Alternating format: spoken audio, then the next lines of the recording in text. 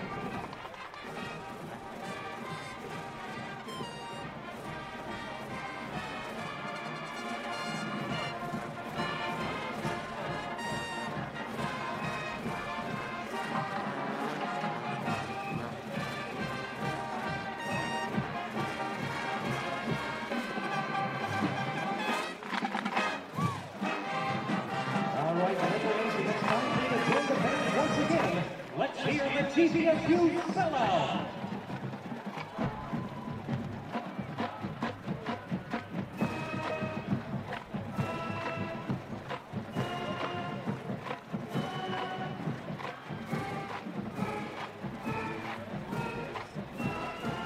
Keeps the cheers going, but go, Mike Quinn.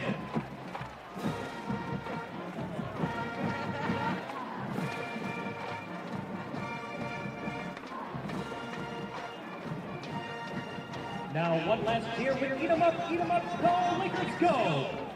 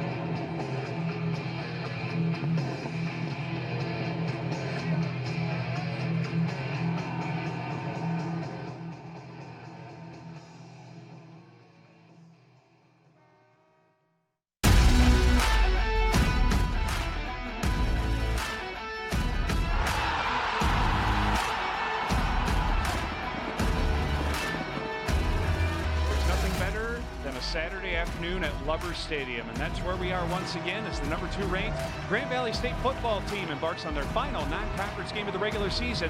And no better way than to finish off non-conference play than a top 25 showdown against number 20 West Florida. Hi again, everybody, and welcome in live on the Grand Valley Sports Network. It's great to have you alongside GLIAC correspondent for D2Football.com, Tony Nicolette. I'm Brian Fongers. Thanks for checking us out.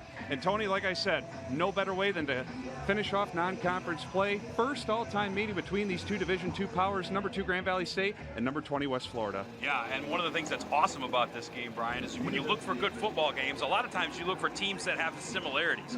And these two teams, despite the fact that they've never played each other, have a lot of things in common. They're in conferences that are shrinking a little bit, having a hard time finding games, so we get the luxury of having this great top 20 matchup between the two schools. Second-year head coaches, first-year starters at quarterback, offenses that are still trying to figure themselves out a little bit. So those types of similarities create a little bit of conflict and a little bit of problem-solving for these two coaching staffs, and we get to see the results of it on the field today. It is the Gulf South Conference against the GLIAC here this afternoon, and Tony, breaking it down even further, a matchup that I'm intrigued by is in the trenches. GVSU with that rush offense, one of the best, if not the best in the country, going up against a very stout front seven defensively for West Florida. Absolutely, and one of the things that part of what makes the Gulf South and the GLIAC such good conferences is that they're very strong in the trenches, both offensive line and defensive line. So watching that trench game today is going to be really interesting for both clubs. And actually to see West Florida be maybe a little bit deficient in the run game thus far this year is a bit of a surprise, and so we'll see if they can solve for that against Grand Valley today. But I guarantee you, if the Lakers can get the ground game going the way they have in their first 3 games, it'll be a good result for them, and they'll be effective. Grand Valley State 3-0, West Florida is 1-1, and Tony, this is our first broadcast together. 3-0 start for Grand Valley State. I know it was a little bit dicey last week against Wisconsin lacrosse, but what are your overall impressions by this 3-0 start for GVSU? Well, I think the biggest thing that the coaching staff is preaching to the players coming into this game is, hey, let's not shoot ourselves in the foot. If you look, a lot of the reasons some of those last couple of games were maybe closer in their results, I think the Lakers feel like that there were a lot of things that they inflicted upon themselves, and if they could clean up those types of mistakes, the result might have been a little bit different, and that's actually what they're going to look to do today. In addition to that, they are just trying to get themselves figured out on offense, and so again, you saw them doing a real good job of scoring on their initial drives. They just got to push through in the second and third quarter, close those drives out, stretch the lead out a little bit. It'll make things a lot easier for them at the end of the game. It's dark mode here at Lubbers Stadium. The lights will come on as the second half rolls along, but we're looking forward to this one. First all-time meeting, number 20 West Florida, number 2 Grand Valley State. Opening kickoff is coming your way next after this timeout on the Grand Valley Sports Network.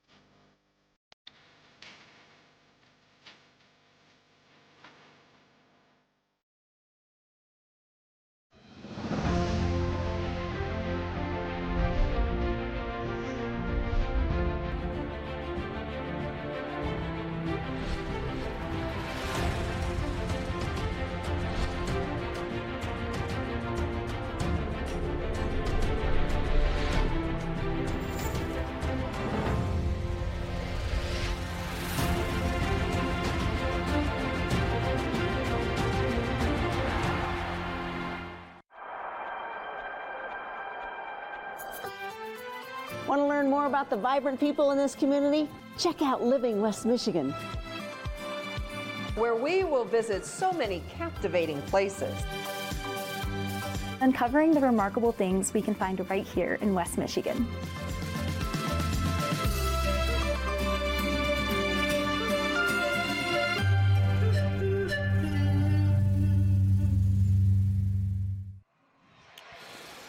Well, we're about ready to get things going. The final non-conference game of the 2024 season for number 2 Grand Valley State. And they're hosting another Division II perennial power in the Argonauts of West Florida. And Tony, before we get things going here, we like to extend our thoughts and prayers to the people impacted down in the southeast, especially in the great state of Florida, due to the devastating hurricane that was Helene that tracked right through the southeast. Hope everybody's okay. And we are very thankful that a school like West Florida was able to make the trek up here. Well, and one of the vagaries that is weather, right? West Florida, the folks in Pensacola were telling us before the game that they didn't get a drop of rain where they are. So when you think of how big that storm was and the swath of land that it impacted across the state of Florida, for them to not have any ill effects from it, it was really amazing to hear that. I'm Brian Fongers, joined alongside, you just heard him, my partner Tony Nicolette from D2Football.com, and let's get the fun started on dark mode. GVSU 3-0, West Florida 1-1. First all-time meeting between these two perennial powers. GVSU won the toss, deferred to the second half, so Colin Kralup's got the ball teed up at his own 35-yard line. You got a pair of Argos. I'm going to call them Argos for short. They are the Argonauts, but they love to be called the Argos, back to receive around their own goal line. Glad to have you along. GVSU and the All Blacks, West Florida and the All Whites. Let's get the party started.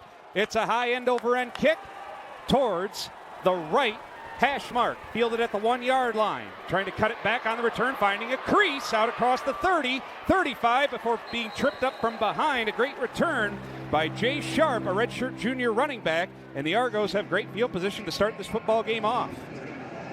The Argos are led by redshirt freshman quarterback as they try to find their identity on offense. Tony, Marcus Stokes, a former 4-star recruit, and he's off to a pretty decent start this year through 2 games. Yeah, he has. Completion percentage, maybe not quite as high as you want to see, a few more picks than you might want to see. But again, you said it, this is a 4-star kid who had verbally committed to Florida coming out of high school. So this is a guy that had a lot of D1 interest, and he's very talented. They love to run the spread offense. They're going to throw it to the flat, and it short hops the intended target. Zach Offord, incomplete, 2nd and 10. They want to run a quick game. This is a team, West Florida, Tony. They're trying to figure out their identity, like I said. They got a running back by committee. The offense doesn't have a lot of big play ability just yet. They're very young but very talented. Well, and when you see quick game like that, too, they're trying to neutralize Grand Valley's pass rush. You know, guys like Niles King and Charlie Nylander can get in there all day long if they have to set up shop and protect for too long. So the quicker you can get the ball out, the more you can neutralize that aspect of Grand Valley's defense. 2nd and 10 from their own 36-yard line out of the pistol. Student section still filing in behind them. On the snap, handoff right side and getting lassoed down for maybe a yard loss. That's Thomas Jolly on the ball carrier. Jamontez Woods, he's their leading rusher. Yeah, and I think we saw Jack Gilchrist coming from the backside to help Jolly out to finish that one off. And this is textbook defense from Grand Valley and stopping the run. And that's one of the things that they're going to want to do is make West Florida as one-dimensional as you can and make them beat you with something that maybe that part of the game, like we talked about, they're not just that comfortable with yet. 3rd and 11 from the 35. They'll check off to the sideline. They love to spread you out. GVSU showing an all-out pressure look. Crowd making noise. Here they come. Pocket holds. Now he's just going to wing it off his back foot. Down the sideline. 1-on-1 coverage. Batted away, incomplete. We do have a flag down in the secondary around midfield. We'll see what this is all about. It might be against Grand Valley State. Oh, yeah, when you see one that far downfield, it's usually not a good sign for the defense. And this is a GVSU team, Personal Tony. foul, face mask, defense, number 29. 15-yard penalty, first down. It's a tough break there. And the Argos have the ball right at midfield. By finishing my thought, it's a GVSU team through the first 3 games, Tony, just trying to temper down the penalty trouble that they've endured. All right. And Kobe Hayward's one of the leading tacklers on this team. He's had a fantastic 3-game stretch, opening stretch of the season. So to see him get nabbed for that one, you almost wonder, again, we didn't get a replay of it, unfortunately, but you got to wonder if that was almost more incidental as the guy was coming across his face. So the Argos right at midfield, like I said, at the GV logo, 1st and 10. The defensive front stems to the left. Stokes now is going to bark out some instructions to his offensive line. It's a really good offensive line. Takes the snap, handoff, right side, getting strung out and tripped up by Niles King. Again, it's Woods. Lost another yard back to their own 49. Great play by Niles King. Yeah, great play by Niles King. The interior defense did the job here and gummed everything up. And we saw Woods try to bounce it outside, and obviously the speed of King, both in that lateral movement, he just wasn't able to get around him, and King got him by the ankles, was able to trip him up. 2nd and 11. They run tempo offense. This is a no-huddle look, but they're also very methodical. They'll bunch the receivers to the left, couple claps, and they'll check off to the sideline. Play clock down to 10, just underway. This is the opening drive of the game. GVSU, again, showing an all-out look, including off the edges. You got Cardamone,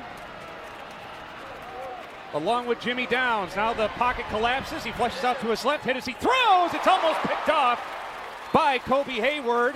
Threw across his body, middle of the field, incomplete. He was laid over the middle. He was fortunate that ball wasn't picked off. That's one of the cardinal sins that they preach to quarterbacks. Don't throw it late over the middle.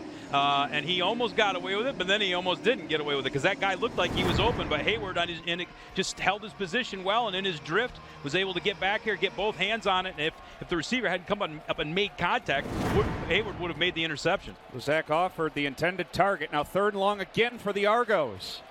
They need the GVSU 40 for a first down. They spread them out, 3 to the left, 1 to the right. Lakers showing pressure again. Man coverage across, 1 single safety deep. They rush only 3. Pocket collapses again. Flush to his left. He's in trouble. He's going to get brought down for a sack. Jimmy Downs for a yard loss back at the 48. And this is one of the things that we were talking about in the open. Right, Brian, this is an offense still trying to figure things out. And if you've been watching, you're seeing kids on almost every snap looking at their armbands to see what the call is. And so for Grand Valley to only bring 3 and still get home and the coverage to hold up that well downfield, that says something for Grand Valley's defense, but it also shows the Argos are still trying to get their bearings and their wits about them. So the Lakers, they get that penalty, the face mask. They say, no harm, no foul. We'll go back to work defensively and shut them down the next 3 downs. Not much of a rush. It's a line drive, tail dragging kick. It's going to hop out of bounds just inside the 20-yard line. We'll see if they spot it. I think it was around the 18. Actually, you got a really good spot down to the 15. So the Lakers pinned back for their first offensive drive. And after taking last week off due to injury, it's Avery Moore back under center for GVSU this week, Tony. Yeah, and I think the coaching staff was happy to be able to get guys like Aiku Dengu and Vinny Meshi some snaps and be able to see what they're able to do. But, let's not make any mistakes. Avery Moore is the number 1, and they're glad to have him back under center in this one to lead the offense. He'll work out of the pistol. Khalil Eichelberger, again, the running back, starting things off for GVSU. Hard count, and the Argos jump. That should be 5 yards against the visitors. Be 1st and 5. We talked about Grand Valley's penalty trouble. This is a West Florida team that has also been battling some penalty issues of their own. Well, and that's a style thing, Brian. And it's one of the things over the years, if you watch, Gulf South football tends to be a little bit more penalty heavy and a little bit more, risk averse or risk, if they will, they're willing to put the ball on the deck and take risks and take chances on plays that maybe some of the other schools in the country aren't. So from their own 20, 1st and 5. Handoff Eichelberger. He's hitting the backfield, able to trudge ahead and lean forward for a couple to the 22. And we talked about it in the pregame, Tony. It's going to be 2nd and 3, by the way. This Argos defense up the middle, very stout. Yeah, moving these guys around is not going to be an easy task for the Laker line. And again, that's what we talked about. Gulf South teams, by and large, especially the better ones, have a lot of dudes up front. And West Florida is no exception. Now they'll go empty here. On 2nd and short from their own 22-yard line. Moore, short drop. Pocket holds over the middle. He's got Kyle Knott. Great hands catch. He's tumbled down at the 35-yard line. That's more than enough for a Laker first down, pick up of 13. Well, and you like to see this from the Lakers early, right? I mean, if you watch more on this one, he's got Knott breaking on the slant, coming over through a nice, clean throwing lane. But if for some reason he didn't like that throwing lane could have easily turned into a running lane, and he could have pulled it down and gotten a first down easy. So it's up to Moore to make the right decisions based on what the coverage shows him as he's running through and making his choice on whether they're going to run or pass. Handoff left side, getting stretched out, trying to turn the corner, stumbling and getting clipped down after just 2 is Eichelberger. Great open field tackle, 2nd and 8. Kyle Knott, by the way, leads the Lakers in receiving yards, just over 100 yards receiving. You're starting to see Avery Moore utilize more than just his feet as a quarterback. He's got a great arm. Yes, he absolutely does. And spreading the ball around is always something that the Lakers are looking to do. Going tempo. A sweep to the left side by Moore, and there's nothing doing. Maybe got a half yard. That's it. It's going to set up 3rd and moderately long. We'll call it 7. That was a great job of pursuit there by that secondary and linebacker core for the Argos. Well, and that's one of the things we've talked about a little bit already is how big they are up front. But those guys are athletes, too. And so the sideline-to-sideline game, there's enough speed on that Argo defense that's going to be tough for Grand Valley, but that's also a way to wear them down over the course of the game by making them go sideline to sideline. Again, going tempo, pressure up the middle, pocket holds, climbs the ladder, sets, throws, flag in the secondary. Did not hold on to that. No, it's incomplete, but this might be a penalty on West Florida. It's thrown by the back judge, pass interference against the Argos. Kyle Knott was getting kind of handled all the way through his route. up to the top of it. Defensive pass interference, number 10. 15-yard penalty, first down. Donovan Barnes, the guilty party, and not almost made that grab, Tony. Yeah, he sure did. And this was one that you could kind of see just as the route was developing that not kind of had the step on him, and that was the only way that Barnes was going to be able to hang with him was to kind of, well, break a rule. So a couple of penalties defensively for the Argos, and the Lakers are in Argos territory at the 47-yard line. If you don't know where Pensacola is, well, you just go to the extreme tip of Florida, the west side of Florida there. That's where you'll find Pensacola, Florida, where West Florida is on 1st and 10. Handoff right side. Eichelberger trying to find a lane. He bounced it to the outside. He's got plenty of space down the sideline. Close to the 20, and he's crunched down. But a huge chunk play in the running game by Khalil Eichelberger has the Lakers in the red zone, 1st and 10. Great seal by the offensive line, but then you got to give some love to Cody Tierney out here on the edge, 20 yards downfield, locking his guy up and keeping the lane free. That's one of the things that Grand Valley preaches the most to their wide receivers is, yeah, you got to catch the ball, but boy, we love it when you block downfield too. Outstanding block on the edge there. As we go left side now to Eichelberger, going to the wide side. High steps a tackler, turns the corner inside the 10. He's spun down inside the 10, around the 8. 1st and goal, pickup of 12 for GVSU. This is this ground and pound attack that has made GVSU so tough to go up against in the trenches early in the season, Tony. Well, and notice again, like we just talked about a couple of minutes ago, going sideline to sideline. Let's try and wear those big boys out. So the Lakers, again, they're running some tempo, kind of giving West Florida a dose of their own medicine defensively. It's at the 8-yard line. Eichelberger remains the running back. Moore takes the snap, edge pressure, handoff left side. Eichelberger, he's got the crease. He turns to the field, takes a bump, nothing doing. He's in. Touchdown GVSU. What an opening drive for the Lakers as they punch it in for 6. Left side of that line, Josh Martlin, Jalen Caldwell, Kyler Blake Jones clearing that path for Eichelberger. That's exactly how they drew it up, and it's a beautiful execution for the Lakers. What a great drive. Got a little help with the penalties, but they cashed in on it and got the early lead. How about this, Tony? 85 yards. Right down the field they go. And Khalil Eichelberger finds Pater once again. Here's Matthew Basic on to attempt the extra point. Evan Sunderman's the holder. We'll get more into that as the broadcast goes along. Extra point is up and good into the student section. Good start for the number 2 team in the country. Lakers lead it 7-0 over West Florida. Timeout. We're back after this on the Grand Valley Sports Network.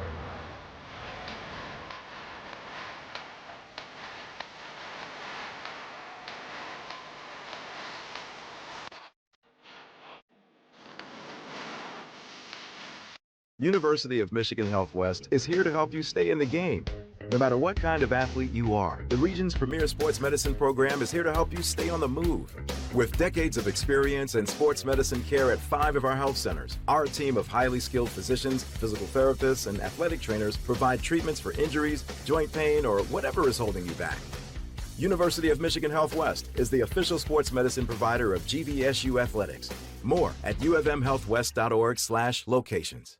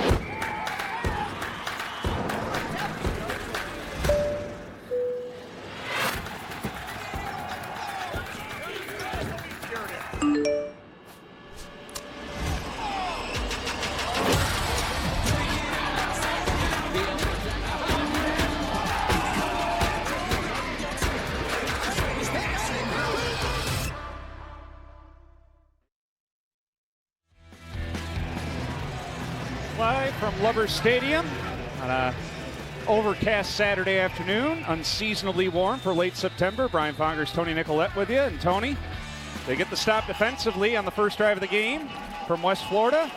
Get the ball back around their own 15-yard line. 52 of those on the ground. Find Pater up 7-0 early. Exactly the way they drew it up, right? If the Lakers can keep running the ball the way they did on that first drive, it bodes really well for them. Here's Kralap's kick.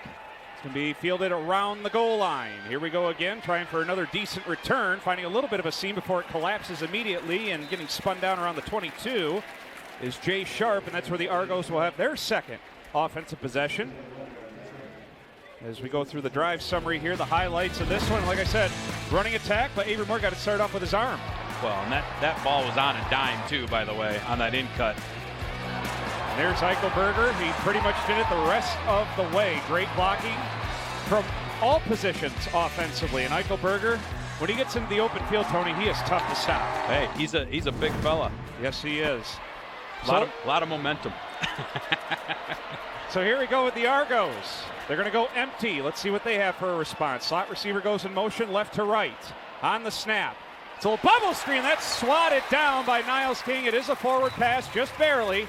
Incomplete, but the long arm of the law, Niles King, bats that one away. Yeah, and Niles King very early is making his presence felt in this game, Brian.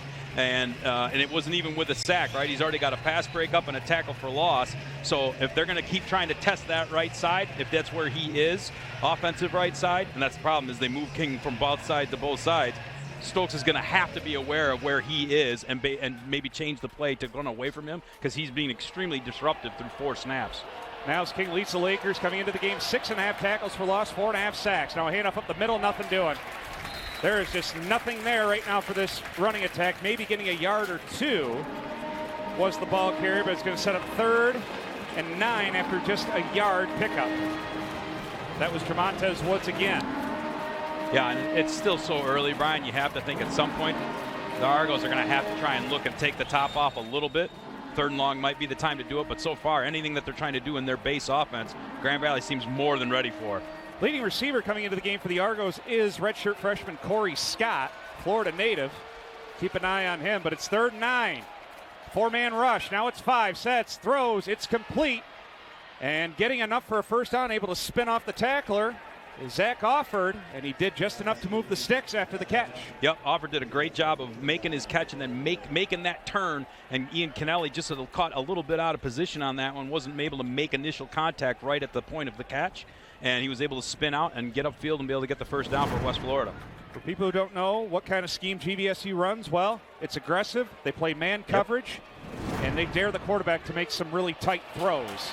But it's a first down for the Argos at their own 34. Pressure up the middle. Now we get a throw over the middle. It's well behind Offord, who's been a busy man in terms of targets. Incomplete, 2nd and 10. My goodness. I think that was Cardamone coming up right up the chute on the delayed middle blitz, and the running back just absolutely cut him down. Yeah, it was a great blitz pick up there by Jay Sharp. But it did it. The blitz was still disruptive enough, right, where Stokes didn't have a clear vision of the sight lines for where he wanted to put the ball. And that ball was thrown well behind his intended receiver. So 2nd and 10 now. Stokes shifts his running back, Sharp, to his left. It's a 5-man rush. Now a delayed blitz. It's complete immediately, but getting spun down immediately by Kennelly was the receiver, Javon Swinton, Virginia native. Transferred from Eastern Michigan for a pickup of, we'll call it 5, 3rd and 5 coming up for the Argos. But you're seeing the secondary immediately after the catch. There's somebody there ready to tackle the receiver. Yeah, and Kennelly obviously made good on this one where he was caught a little bit out of position on that last 3rd down. So 3rd and 5. They'll check off to the sideline. Kennelly last week had a huge interception against La Crosse. Comes another blitz, a go route. He's got his man, and it's complete into Laker territory. They did kind of a quick snap there. And it's complete to Damani Brown, the senior out of Fort Myers, as he beat the corner, Jason Hardy, right off the gate. Well, and this was a little bit clever here by West Florida. They looked to the sidelines like they were going to make an adjustment or what have you, and Grand Valley did the same. And West Florida went with what they had. And so the entire Laker defense was caught flat-footed on this one. If that ball had been thrown a little bit further downfield, that could have gone for a touchdown. Little wrinkle there by the Argos, and they're back into GVSU territory at the 35. On the snap, pressure, nobody picks up Cardamone, and getting buried for a sack is Stokes. Oh, the freight train came right at him and popped him in the chin. Josh Shell levels him for a huge loss. Well, and this is one, Brian, where you have to wonder, again, the offense is still trying to figure things out, because when you have somebody like Anthony Cardamone come through an open gap in the middle of the offensive line like that, That's you didn't set your protection up correctly. That's the only possible explanation for that. Whew. Boy, Stokes, like I said, he got absolutely crushed. He's a tough customer, but that's a big loss of 9 yards. Under 6 to go in this fast-moving first quarter. Sharp, the running back, goes in motion. They're going to run a bubble screen. He's got room out there. Angles outside the numbers, gets back to the original line of scrimmage and an extra yard or two, but that's a good pickup. It's going to set up third and manageable now. Yeah, Corey Scott and Javon Swinton both out there on that right side for West Florida, doing a great job blocking downfield. They actually Lakers got a player upfield to get into the throwing lane a little bit, but once they were clear of that, those receivers doing their job blocking downfield set that up for a nice game and at least got half of the yardage back. 3rd and 9. This might be no man's land in case they don't get any yardage here. Stokes, hard clap. Lakers don't budge. He'll check off to the sideline. Plenty of time on the play clock. Crowd making some noise. Pretty good crowd on hand as they continue to file in here at Lubbers Stadium. Lakers showing an all-out look. Here they come. Stokes sets, throws. That's a long throw, and it's not even close to his intended target. Brown, incomplete. Couldn't set his feet because of that blitz. 100%. That's exactly right, Brian. The blitz got him off of his mark, and he wasn't able to step into that throw, and it ended up well short. And that's why you see the Argos now in 4th down. And we say no man's land, but it does look like they're going to bring in a kicking unit. They're going to punt it. It looks like they're going to punt it. Interesting. From the Laker 34-yard line. You have to imagine the Lakers will be suspicious here. Punter is Logan Gregory. He's a junior out of Clearwater. They do have someone back to return, but this is not going to be a very long punt. Little confusion here, special teams, and they are going to kick it. And this one has no chance. Yeah, it's in the end zone. That's a tough ask for the punter there to punt it from the 34-yard line going in. Well, and the wind is kind of hard to predict in this game. And if you look at the north end zone flags, they're just now starting to move a little bit.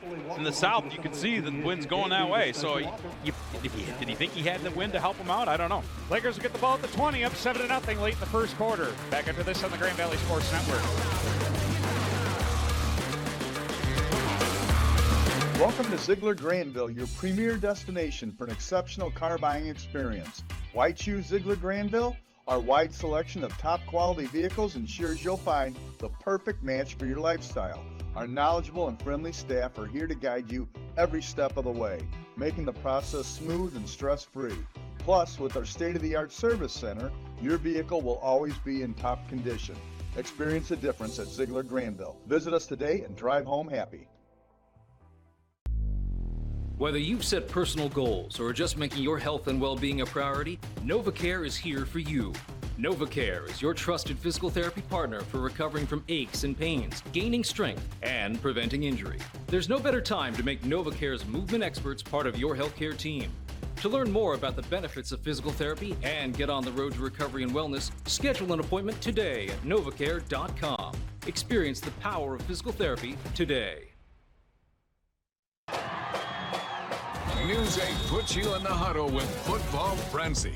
Tailgate with Daybreak in the morning and get highlights all night with Jack Doles and News 8 Sports. From the fans to the field, Football Frenzy and the Frenzy Tailgate deliver all the action.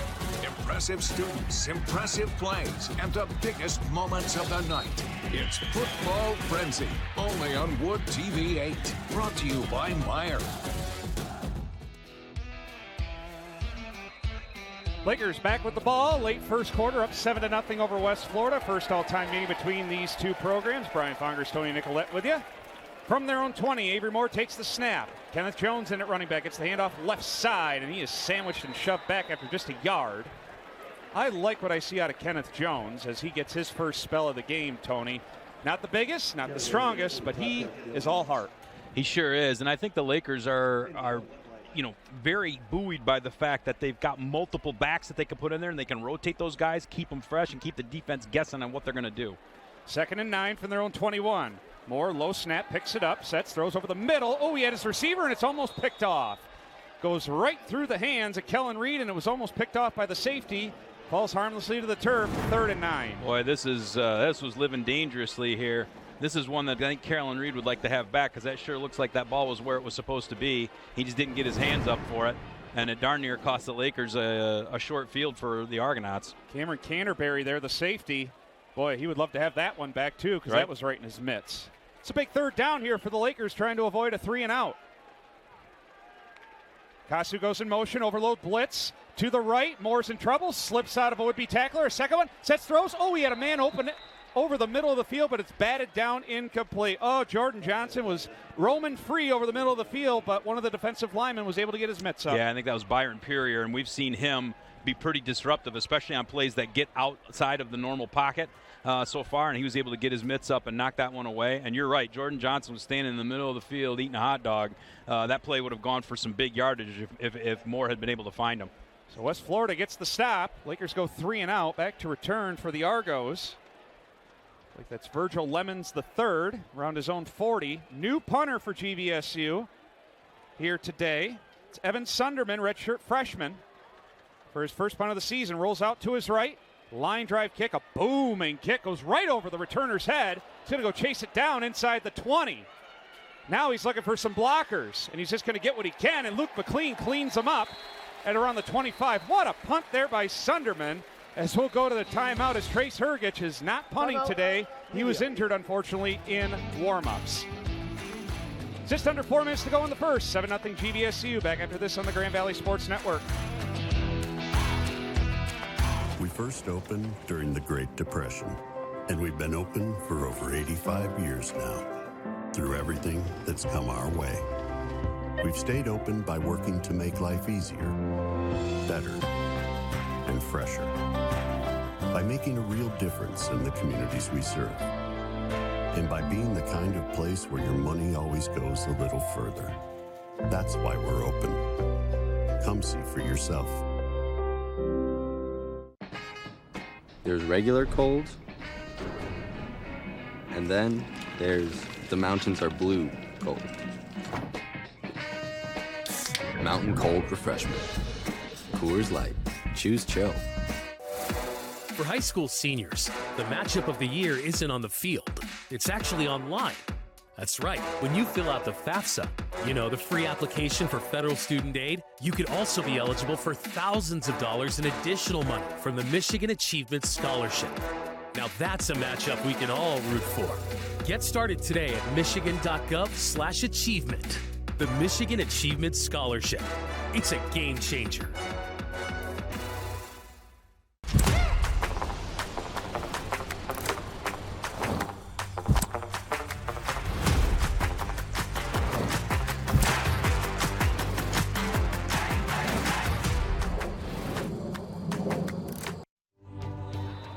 Back live in Allendale, Brian Fongers, Tony Nicolette with you.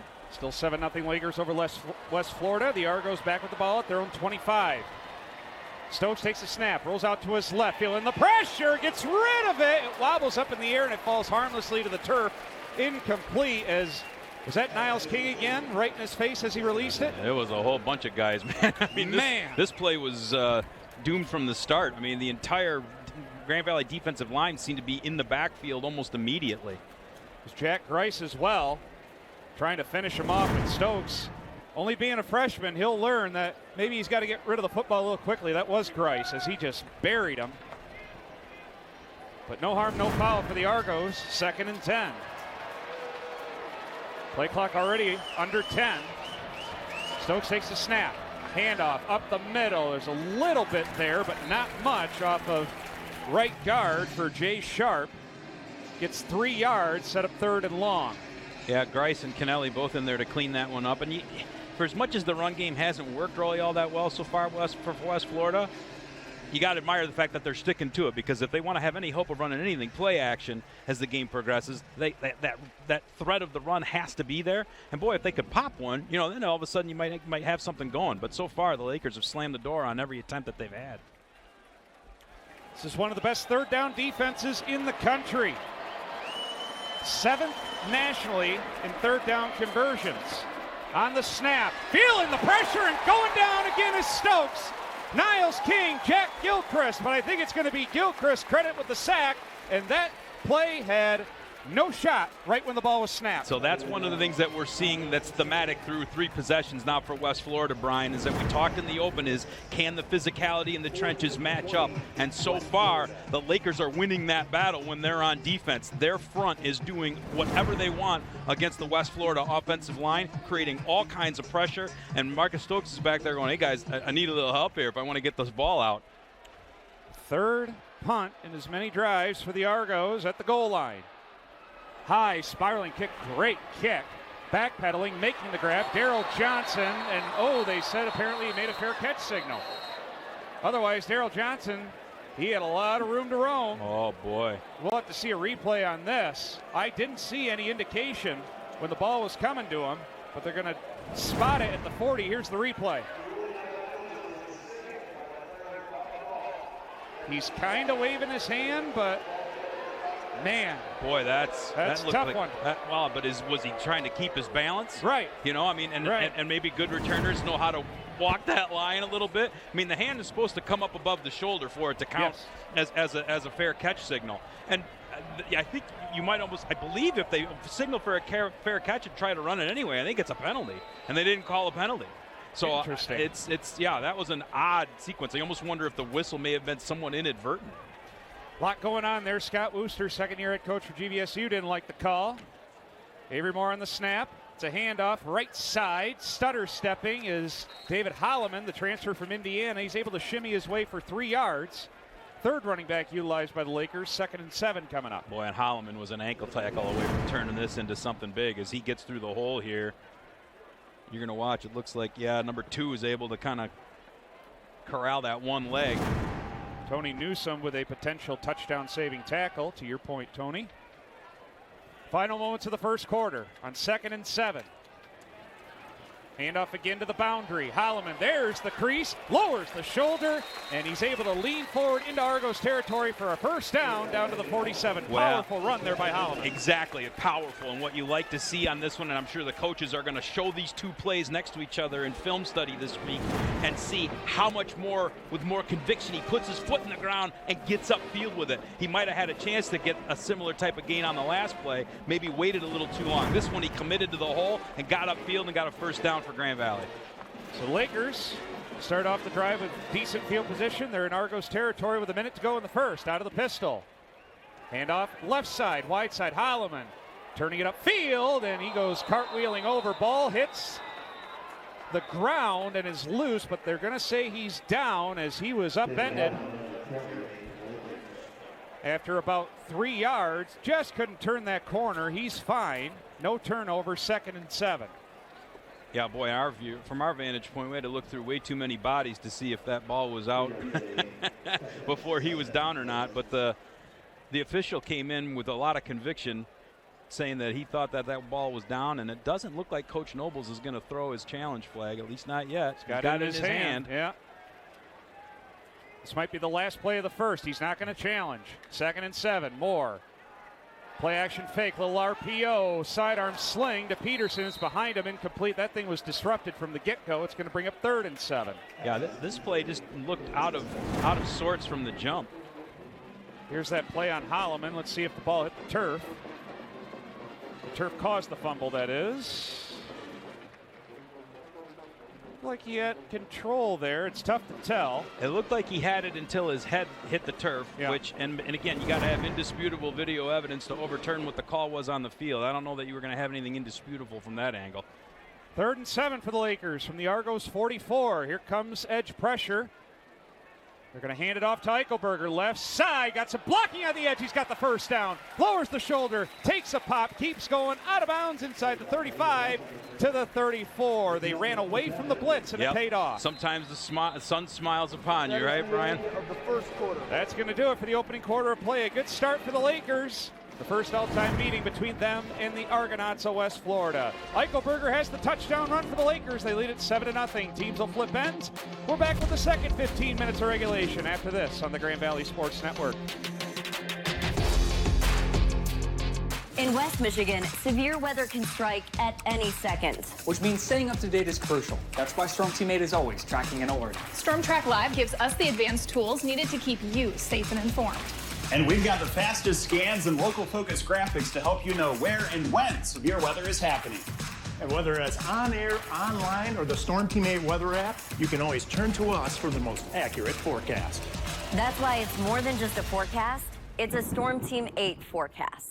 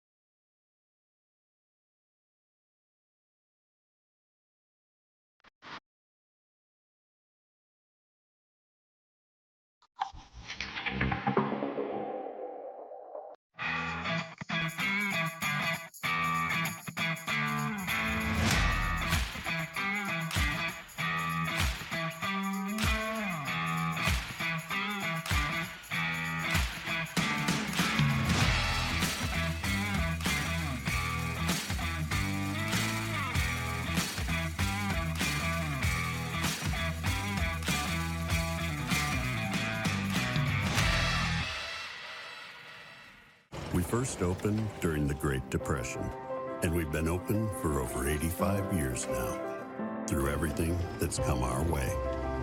We've stayed open by working to make life easier, better, and fresher, by making a real difference in the communities we serve, and by being the kind of place where your money always goes a little further. That's why we're open. Come see for yourself.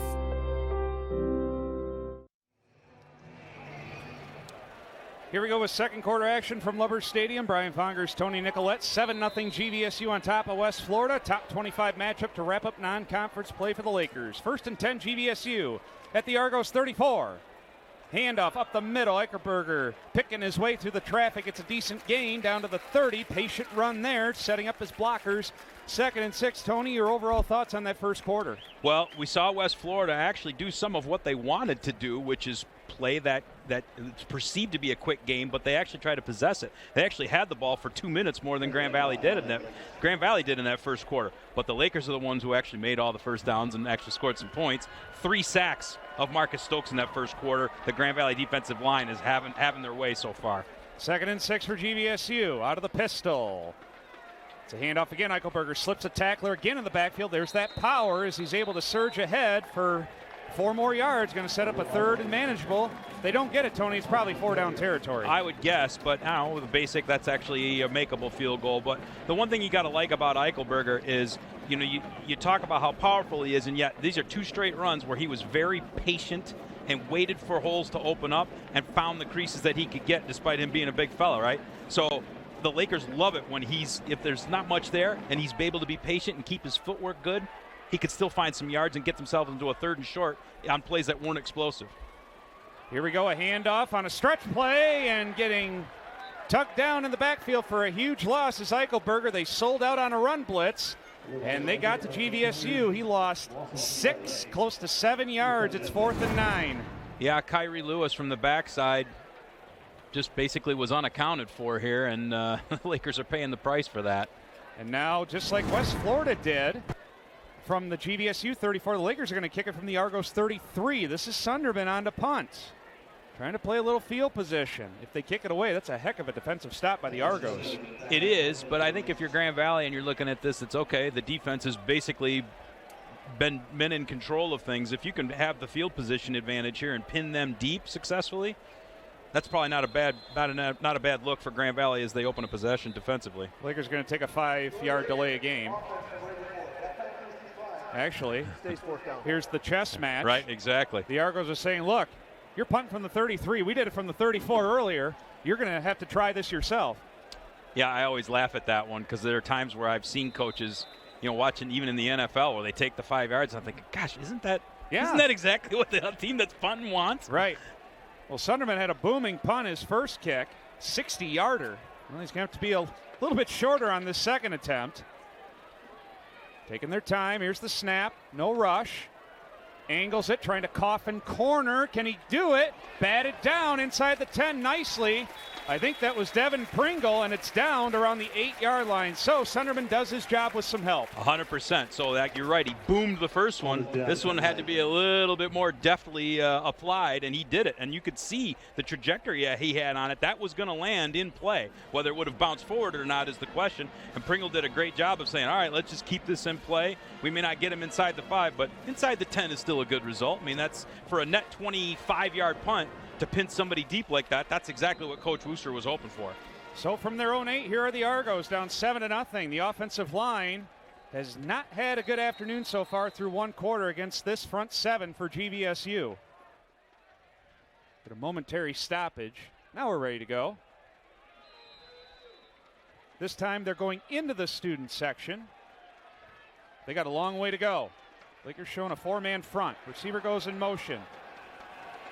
Stokes takes the snap. Handoff, left side, able to find some room and plow ahead for a 7-yard pickup. Back in at running back is Tremontez Woods, and that's a good start for the Argos. Yeah, it is. The left side of the line where it was able to open up a nice hole for there, and Woods, again, patient, but then once he saw his spot, he put his foot in the ground and got upfield, and it gives some breathing room for the Argos. 2nd and 3 for West Florida, down 7-0.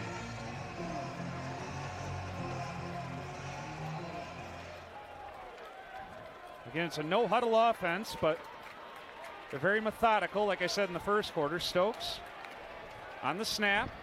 Handoff again, left side, this time getting strung out. In trouble and dropped for a loss. Is the running back again, Woods, and that time GVSU had it sniffed out. Well, they strung that play out, and then you had Anthony Cardamone coming up from linebacker, Kobe Hayward coming up from the secondary. And that's the thing on run plays like that, if they get strung out, there's too much speed on that back end of the Grand Valley defense. Those guys are going to find their way up to the point of attack and get in on the play. Tried to go to the boundary, nothing doing. Now, after a 5-yard loss, it's 3rd and 7 for the Argos. Hard clap. Lakers don't budge. You have Kamani Potts and Niles King on the edges for GVSU at the edge rushers. Play clock down to 5. Here we go. Edge pressure. Hit as he throws down the sideline. It's out of the reach of his intended target. Incomplete. The receiver was Corey Scott, their leading receiver. That's the first time he's been targeted, but the pressure again got to Stokes, and he had to throw off balance. Yeah, he had to throw off balance, and when you're going to make a throw that far downfield to the outside edge like that, you have to be able to step into it, and you can actually see somebody got home and even threw him off his line a little bit. He did step into it just a little bit okay, but I think Jimmy Downs was able to sweep in on a late pressure from his linebacker position and actually make contact with Stokes as he was trying to deliver the ball. Another punt in the shadow of their own end zone for the Argos. No rush. This is a line drive kick. Daryl Johnson goes off his hand, retrieves at his own 40. Trying to peel back, got nowhere to go. Still on his feet. It's a heck of an effort for no return. As an Argo lost their helmet. It's a great kick as the Lakers will take over at their own 39. Another timeout just underway in the second quarter. Still 7-0 GVSU over West Florida. Back after this on the Grand Valley Sports Network. Whether you've set personal goals or are just making your health and well-being a priority, NovaCare is here for you. NovaCare is your trusted physical therapy partner for recovering from aches and pains, gaining strength, and preventing injury. There's no better time to make NovaCare's movement experts part of your healthcare team. To learn more about the benefits of physical therapy and get on the road to recovery and wellness, schedule an appointment today at novacare.com. Experience the power of physical therapy today.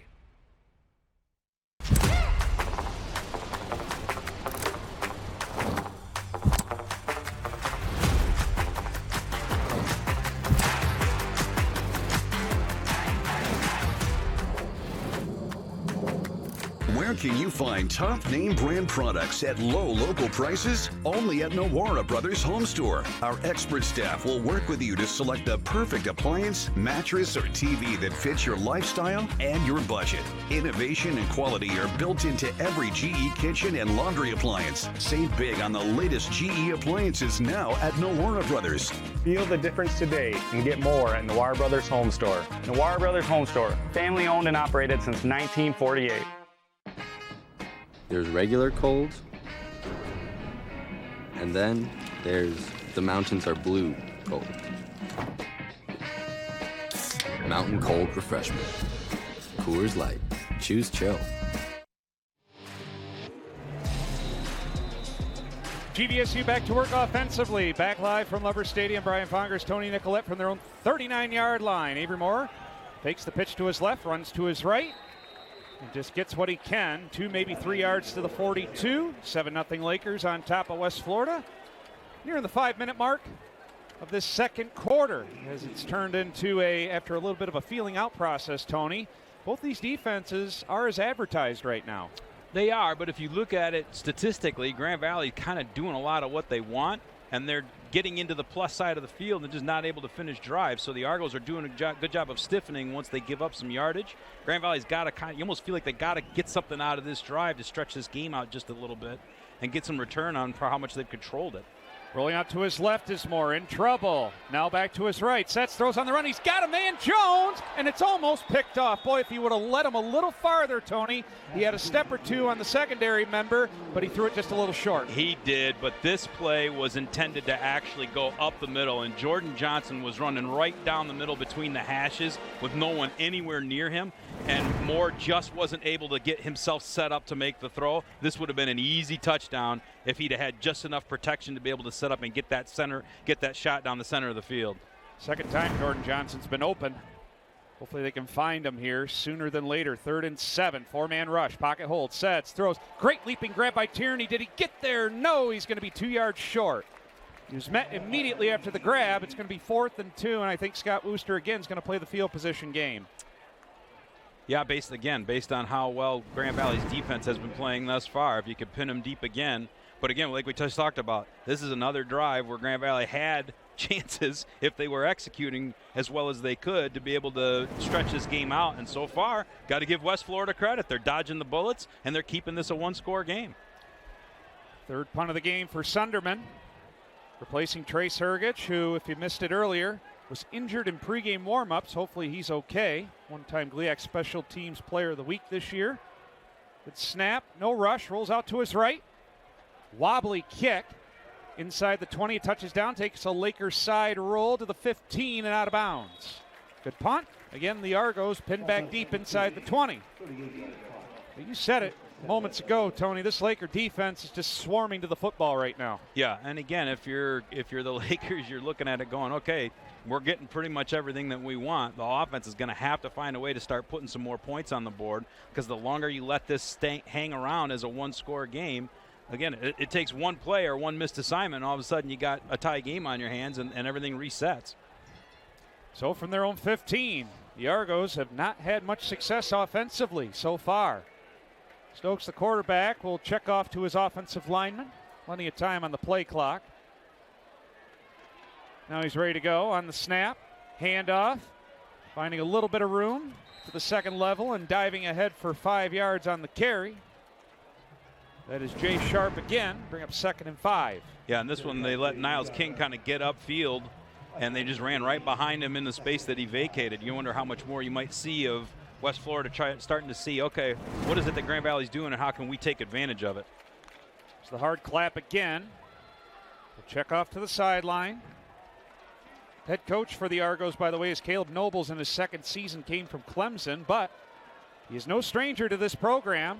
As he is looking to possibly use a timeout. He's actually not going to use one. Here comes an overload blitz. Sidearm throw. It's batted down. Devin Pringle incomplete. Looking for his leading wideout, Corey Scott. And that's swatted away right at the first down marker, 3rd and 5. Yep, Pringle did a nice job on this one. But we also saw that delayed blitz from the corner there come in. And again, Stokes, you could see that ball was high, just wasn't exactly where he wanted it. He had to throw it at a funny angle. He has not been able to throw with any sort of comfort or having his feet under him or anything of that sort throughout the entirety of this game so far. 3rd and 5 for the Argos. They're going to go empty. Play clock down to 10. Lakers showing that patented edge pressure. Just a 3-man rush with a spy. Sets, throws, one-on-one, out of the reach of his intended receiver. Offered into GVSU territory, incomplete. Great coverage there. Was that Grant Hart out there for GVSU? That was Grant Hart. And on that last play, I was talking about the pressure coming from the back end. It was Dante McCurdy from his nickel position. But on this one, again, I actually had a little bit of pressure. But again, it's such a deep ball. You have to throw it with so much precision. And again, when he's not able to feel any kind of comfort. Anything that's got any sort of risk tied to it like that is just going to be that much harder to complete. Another punt for the Argos coming up. Logan Gregory, the punter. Here comes pressure up the middle, and he shanked it off his foot. But it's going to take an Argos roll. Daryl Johnson will just let it roll out of bounds. That ended up being a much better punt than what initially was looking like, as he absolutely shanked that off the right side of his foot. But it ends up rolling down to the 32-yard line. Better to be lucky than not, I guess. Well, hey, in the words of the great Al Michaels, it wasn't a thing of beauty, but it was functional. Yeah, absolutely. As the Lakers will get the ball back, still up 7-0. The only score coming from Khalil Eichelberger, a 7-yard touchdown run early in the game. Their first drive of the game, if I'm not mistaken, a 7-play, 85-yard drive that only took just over 3 minutes off the clock. Mentioned Caleb Nobles, the head coach for West Florida. He also played at West Florida for a season after transferring from Valdosta State. He's a young coach, young up-and-comer as they call him these days, Tony. Here's Avery Moore on the snap. Eichelberger to the short side of the field. Able to backpedal his way for close to 4 yards to the 36. 2nd and 6 coming up. As I mentioned, he spent some time at Clemson. Offensive player development was his role. He was the quarterback coach at West Florida from 17 to 20. And also during COVID, he was named the co-offensive coordinator in May of 2020 before going to Clemson. So he knows this West Florida program that has only been a football program since 2016. Correct, but it's already won a national championship under Coach Pete Shinnick, and Nobles was on that staff. So he knows what it takes to win at this level. He's seen it and he's lived it. Play action fake, RPO on the bubble screen. Daryl Johnson gets a block on the edge, sidestepping tacklers before he's met by a trio of Argos and shoved back. Made something out of nothing there because that running play was blown up in the backfield. It's going to bring up 3rd and 2. Finishing my thought, Tony, the Argos, like you said, won a national title in 2019. They were a national runner-up 2017. Do you remember who they lost to in 2017 by chance? They're no longer a Division II school. Texas A&M Commerce. Very good. Yes. So the Lakers, 3rd and 2. Luis Pena, I believe, was the quarterback for that Commerce team. 3rd and 2 for the Lakers. This is a big 3rd down for GVSU, trying to keep the offense on the field. Kyle Knott goes in motion. Handoff. Eichelberger gets met and dropped for a yard loss. Trying to go east-west as we have a lineman shaken up for GVSU. But he lost a yard there again. It's side-to-side movement from that West Florida defense. Yep. Luis Perez, sorry. That was the quarterback for Texas A&M Commerce that won that. But again, it's the trading of punts is obviously going to always favor the road team and the team that's not really moving the ball that well, and that in this case is still West Florida. So Grand Valley just not able to figure out how to get things going and dislodge this 7-0 affair. Well, here's Sunderman on to punt again. He's been very good. See if he can lay another toe into this one. Angled kick down the right sideline. It's going to touch inside the 20 and out of bounds. Does his job, gets the Argos inside the 20 at the 19. That's where the Argos will set up shop for their next offensive drive. Still 7-0 GVSU. Another break. Back after this on the Grand Valley Sports Network. Back-to-school snacks on sale at Family Fare. With card, Cheez-Its, Kellogg's Club, or Townhouse crackers are 2 for $5 with digital coupon. And 3-pound bags of Clementine mandarins or navel oranges, just $1.99. Family Fare, in your neighborhood.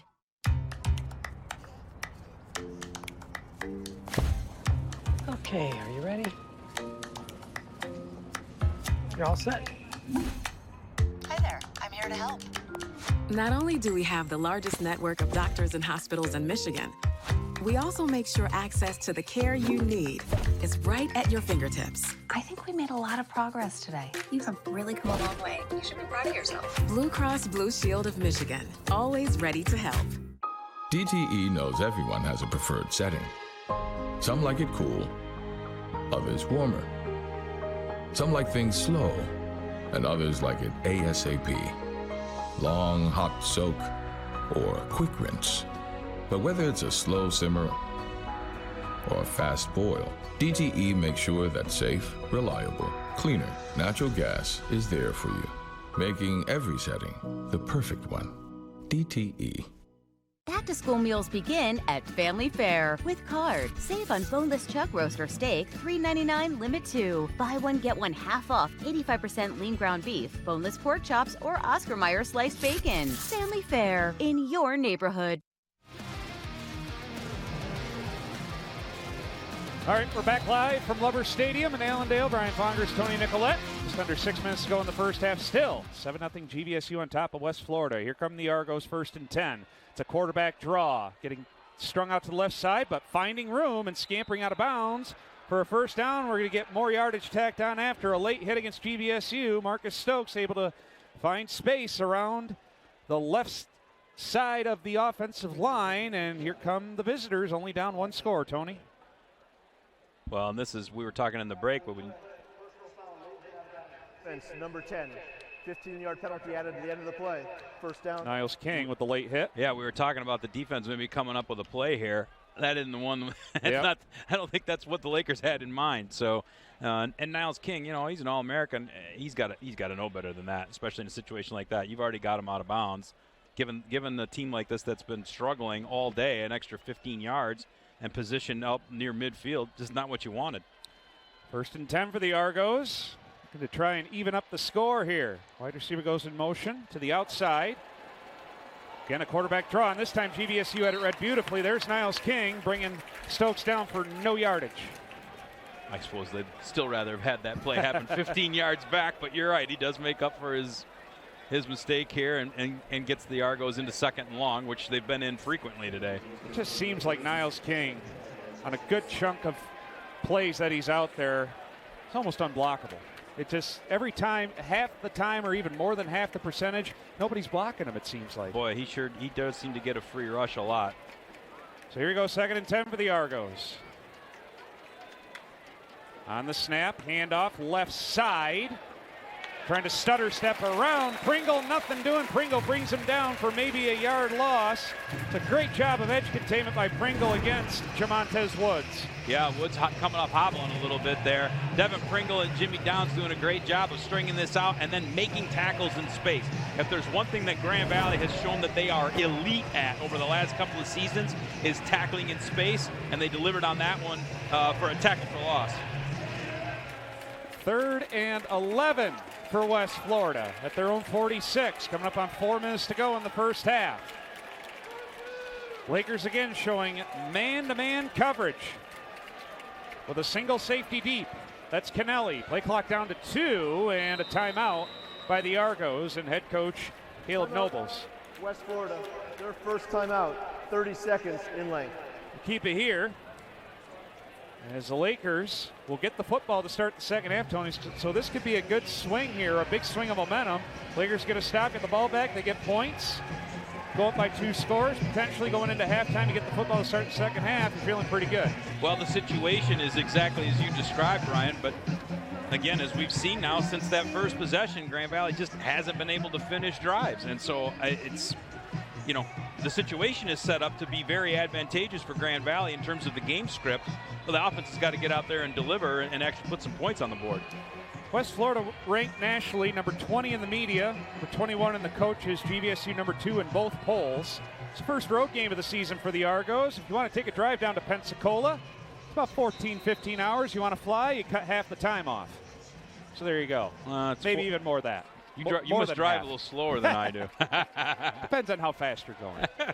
That's what Google Maps told me. Oh, fair enough. 3rd and 11. Here comes a blitz. In trouble is Stokes. He's going to go down. Niles King gets him initially, and cleaning him up is Jack Gilchrist for the tandem sack. It's 4th and long. He lost a yard.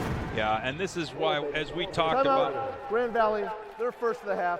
West Florida's going to have to figure out how to get that run game going because their pass game has been a non-starter. Grand Valley has got whatever they need to figure it out in terms of where to bring pressure from, if they need to blitz or not. Again, we saw one play where they collapsed a pocket, bringing only 3 with a late linebacker coming in. The West Florida offensive front is just having a really tough time keeping Stokes protected, and it's shown. I mean, that's got to be at least the 5th or 6th sack already here in the first half. And again, that was another one where Niles King, he's really good. He's an All-American like we talked about, but he was in there so fast and didn't look like anybody got a hand on him. Lakers called the timeout. Their first of the half. They have 2 remaining, plus the 2-minute timeout that's coming up. Another punt, though, for the Argos. Daryl Johnson back to receive it around his 10. No rush. Line drive, tail dragging kick. Johnson is going to try it. Get some blocks initially. Ooh, man, he is buried around the 17-yard line. Took a pop, gets back up to his feet after about a 7-yard return, and that's where Lakers will get things going. Here's the replay, and yeah, football's a collision sport, like they say. And that was a collision. That was definitely a collision. That was Kobe Lowe, redshirt sophomore linebacker, straight lining right to the ball carrier.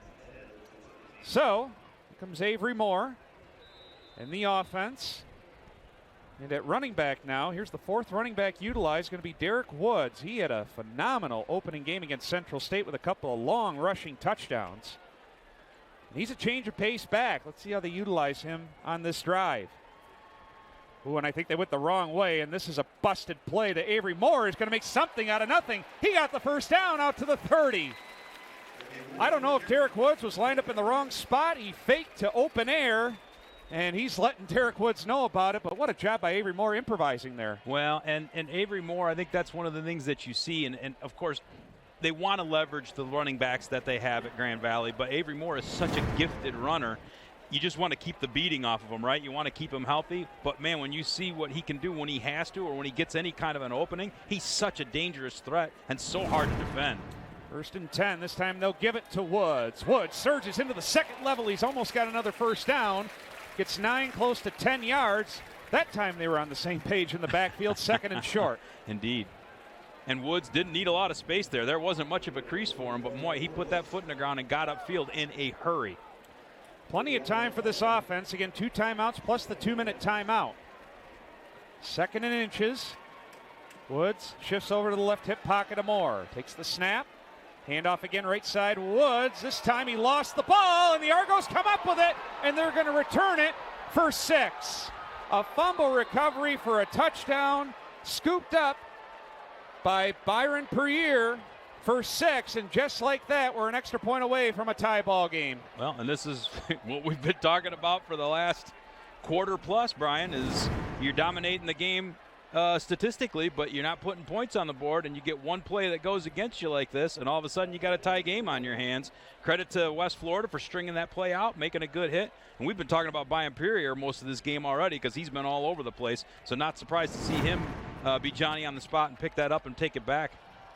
It's a lonely feeling for a running back after coughing up the ball like that. Looking for an even ball game. Extra point is up, and it's good. And we're deadlocked at 7 apiece. 2:27 to go in the first half. We'll keep it here. What a change of momentum there. That is our first turnover of the football game as well. And now the Laker offense will get it back.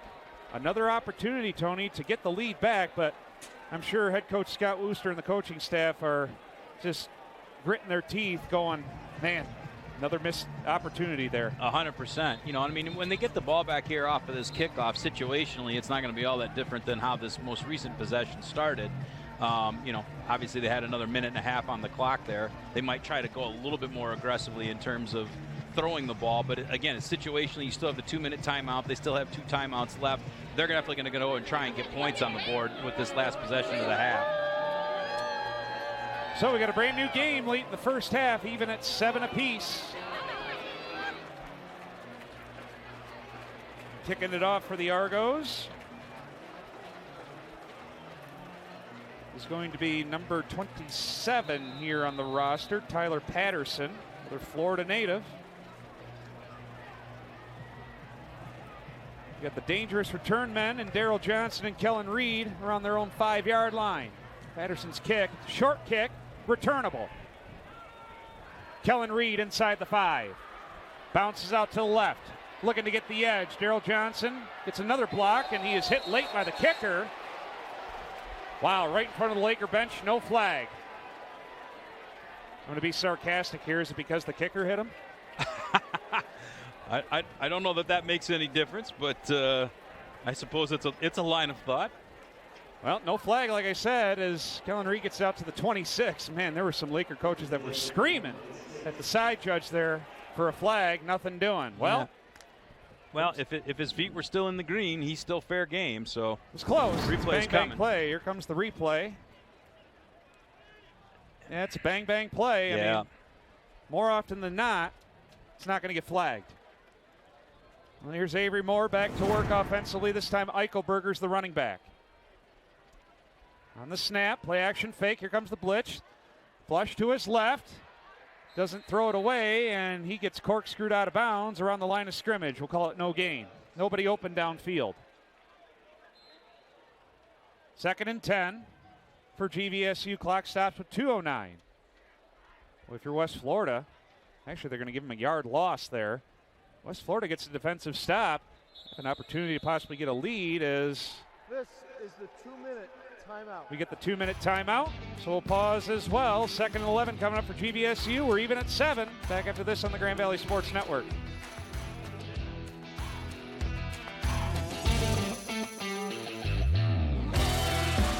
An injured knee might look pretty simple, but there's a whole person behind that injury. One who misses the feel of his jump shot and spending time with friends on the court. It's not enough just to heal. He needs to get back out there. At Trinity Health, we're here to help you reach your goals. We combine all the knowledge and expertise of a national health system with personalized health care that treats the individual behind the injury. Because we see all of you. Grit, determination, dedication. All the things you would find in a champion. In other words, all the things you would find in a Laker. The 616 is the home of the Lakers. It's where champions are built. We need to help shape our next chapter. Are you ready to make an impact? Are you ready to join our team? Support GVSU Athletics today. Anchor up.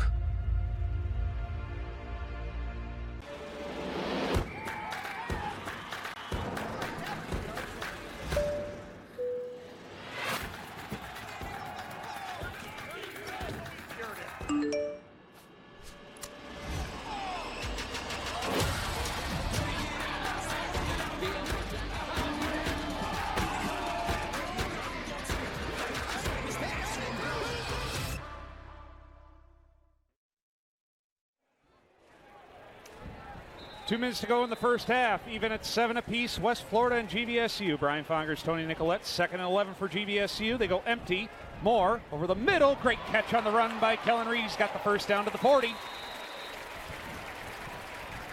Trying to make amends after a fumble recovery that was returned for a touchdown on their previous drive by West Florida, and the Lakers are running a hurry-up offense. 2 timeouts.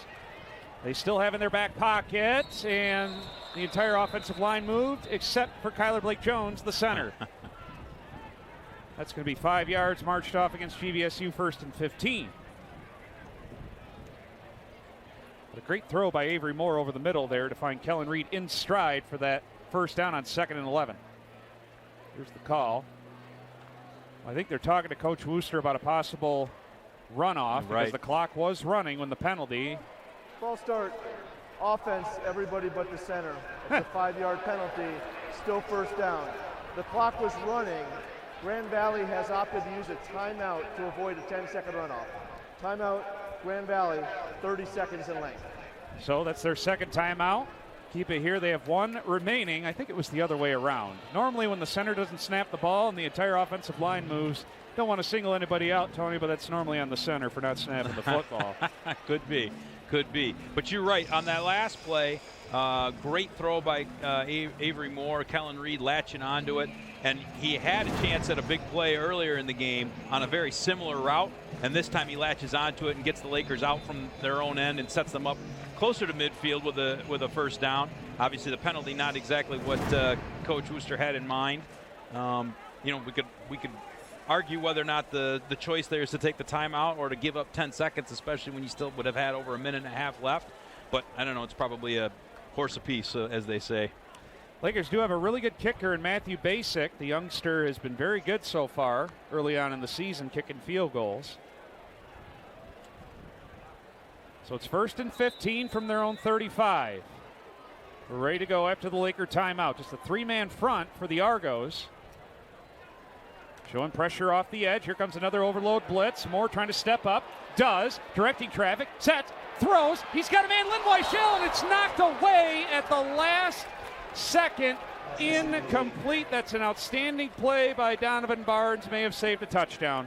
May have, but he saved a big play and a first down regardless. And Barnes did a great job of staying with him, even though he was beat by Weichel coming across his face. He stayed with him, and Avery had to put a little bit of touch on this one, so this ball was going to hang up, and Barnes was able to recover and knock that one away. You almost wonder if Moore couldn't have kept the ball. That seemed like there was an awful lot of real estate down here on the near side for him to be able to run that one. 2nd and 15. Over the middle, not is clearly tugged at. Incomplete, it's knocked down, no flag. 3rd and 15, I think West Florida got away with something there. Boy, that sure looked like some early contact, to me. But we're awfully far away up here, Brian. So just the way he was trying to go after that ball, he was from a contorted angle. Yeah. Normally, when a guy can't get his arms up in a natural motion, there's typically something that's happening in terms of they're being impeded from doing so, which is usually a penalty. Well, there's a big difference in terms of covering receivers, NFL to college. 3rd and 15. Moore sets, throws to the sideline, incomplete. There's some flags. As Cody Tierney was held up, his route was impeded. That's a big call that goes in favor of GVSU. I think it's going to be pass interference. Well, let's see. Well, let's see. I mean, because that ball got thrown to the wrong spot, it almost looked like. Well, 2 officials threw their flags. Yeah. I think it's a question of, is it defensive holding or pass interference? Let's see. Here's the call. Well, they're leaving the flags down, so. Defensive pass interference, number 27. Penalties at the spot of the foul. Automatic first down. Virgil Lemon's the guilty party, and that's a huge call. Boy, it really is. And again, it looked like Avery Moore either threw the ball to the wrong spot or Cody Tierney broke in a way that he wasn't anticipating. Either way, the Lakers get bailed out by the penalty on the back end of the Argos. With 90 seconds left on the clock from their own 48. It's a rollout to his right. He's got room to run if he wants to. He's going to tuck it and run. And he trots out of bounds, I think, into Argos territory after 3 yards. It'll stop the clock, 2nd and 7. The one thing that I have to say is that so far, when they've tried to get Avery Moore outside of the pocket and roll him either direction, the Argos have done a really nice job downfield of covering things up. So, I mean, he hasn't had a lot of options when the Lakers have decided to roll that pocket. It's quarterback sweep to the right. Moore setting up his blockers, turns it upfield. He's close to the sticks. We'll see where they spot it as he's out of bounds. I think he's a half yard short of a first down. Again, the clock stops with $1:17 remaining. No, I think the line judge was signaling to move the chains, so I think they're going to give him a first down. There we go from the Argos 42. Trying to get the lead back before the half hits. And again, the Lakers get the football to start the second half. They won the toss, deferred to the second half. Take their time. Eichelberger, the running back. Here comes pressure off the edge. It's picked up nicely by Eichelberger. Over the middle, Kyle not in stride. He's got it inside the 20, close to the 10 before he's spun down there.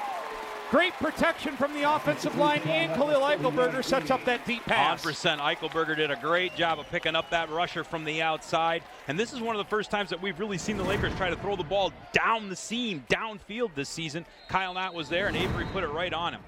Timeout Argos as head coach. My goodness, he was the 12th man on the field. Caleb Nobles wants to try and pump his defense up. This is part of that chess match. Their second timeout will keep it here. But it's 1st and 10 for GVSU at the Argos 12-yard line as we're tied up at 7. Final non-conference game of the season. This is an Argos team, just like GVSU in their respective conference, picked to finish second in the Gulf South behind Valdosta State, which is also another perennial Division II power. But this is an Argos team that won the Gulf South in 2021 and 2022, Tony. So they're right there with Valdosta State and some other great teams in the Gulf South. 100%, and they are a team where if they aren't in the Super Region 2 playoff bracket every year, you raise your eyebrows at it. So, I mean, this is, there are always a few teams that kind of tend to be that perennial team you could count on from a conference. And in the Gulf South, Valdosta State, Delta State, to a certain extent West Alabama. They haven't always been able to make the playoffs, but West Florida absolutely has, and this is one of those perennial power teams from that conference. 1st and 10 after the Argos timeout.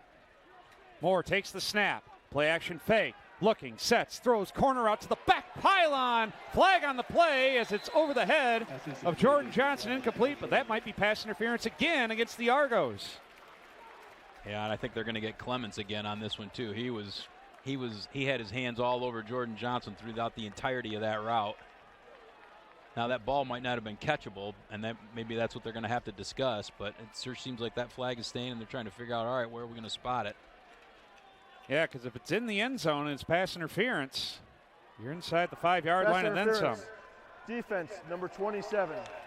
The foul occurred in the end zone. The ball will be placed at the 2-yard line, 1st and goal. There you go. Here's the replay here, Tony. And yeah, and I don't think there was anything so egregious there at the top of the route as the ball was coming down in. It was during the middle of the route when Johnson was trying to get his separation. Lemons was just kind of bumping him and being really handsy with him throughout the entirety of the break. 1st and goal from the 2. Moore on the snap. It's a quarterback sweep to the left. Finds his blockers. High stepping in. He's in. Touchdown Lakers.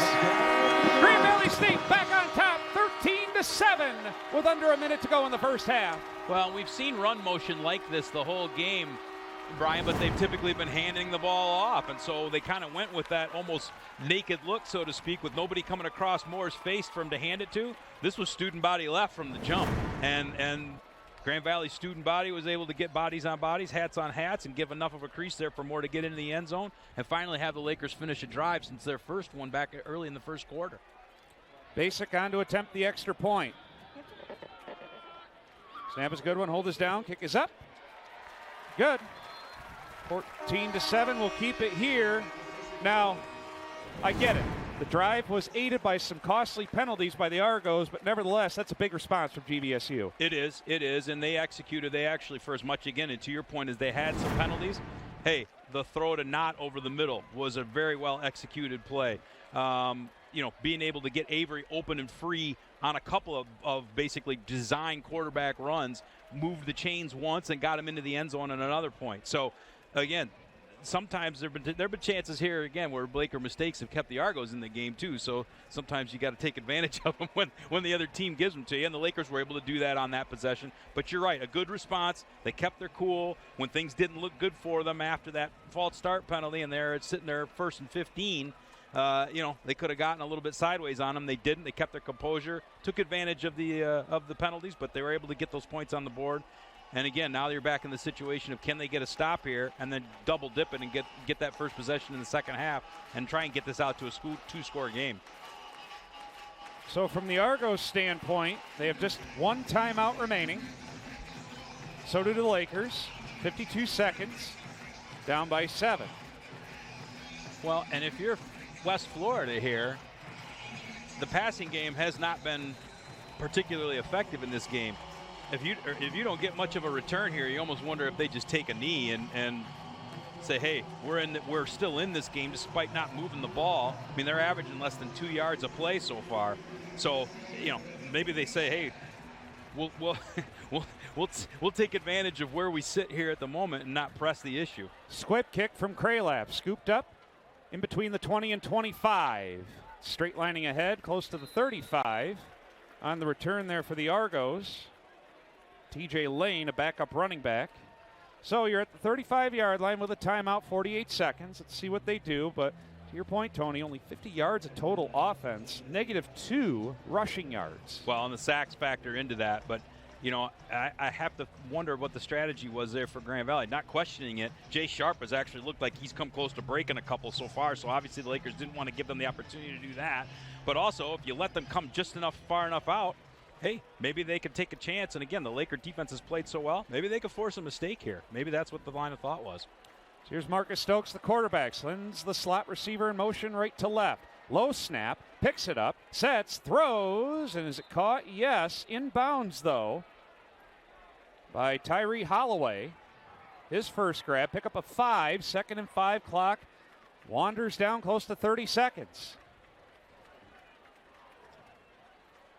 Taking a lot of time here.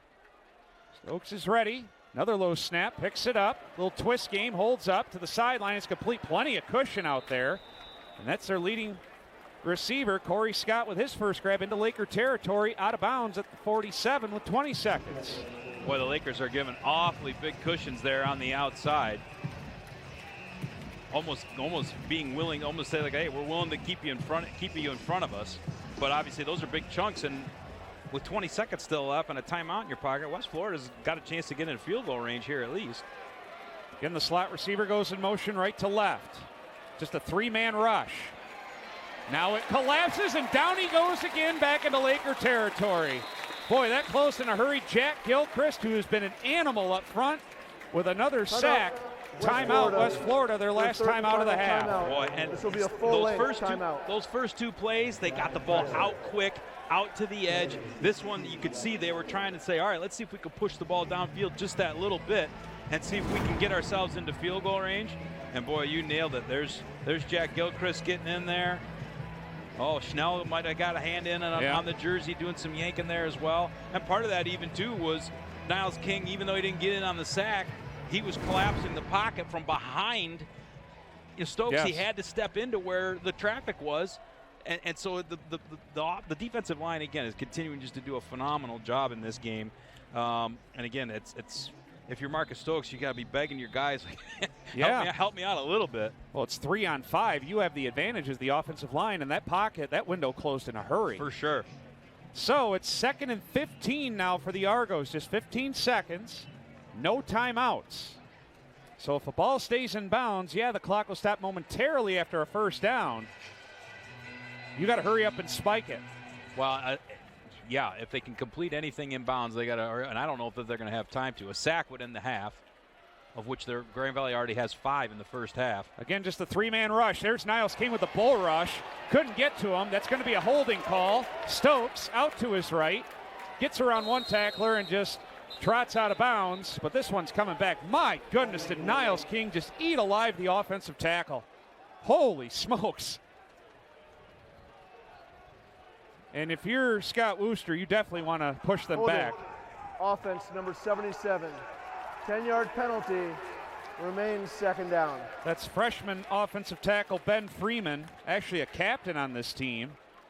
But he got a harsh lesson learned there from an All-American in Niles King, and he was caught on his heels immediately. Well, Freeman will probably have better days in his career, but my goodness. King bull rush is the exact characterization there. That almost didn't even look fair. So it's 2nd and a country mile with just 5 seconds. Let's see if they just hand it off here. He's going to drop back. Just a three-man rush. There's Niles King again, gets around him, and he'll just loft it over. It's going to be picked off by Hardy. Oh, and he couldn't keep his footing. If he would have kept his footing, he had a chance. That's going to go down as the first half. Interception to end the first half, and the Lakers will take a 7-point lead into the halftime locker room. Tony, we've seen a lot here in the opening 30 minutes. Yeah, almost too much. We'll take a break. Our halftime coverage from Lover Stadium is coming your way next. Again, Lakers lead at 14-7. We're back after this on the Grand Valley Sports Network.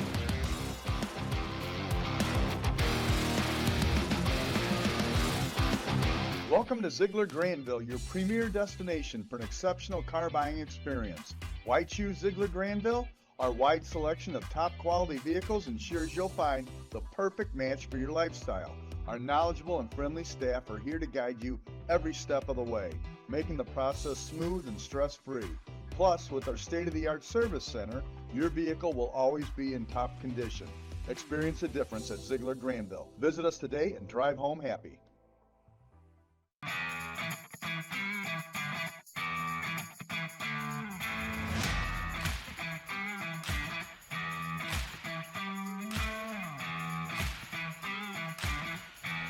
After the play, offsetting on sports.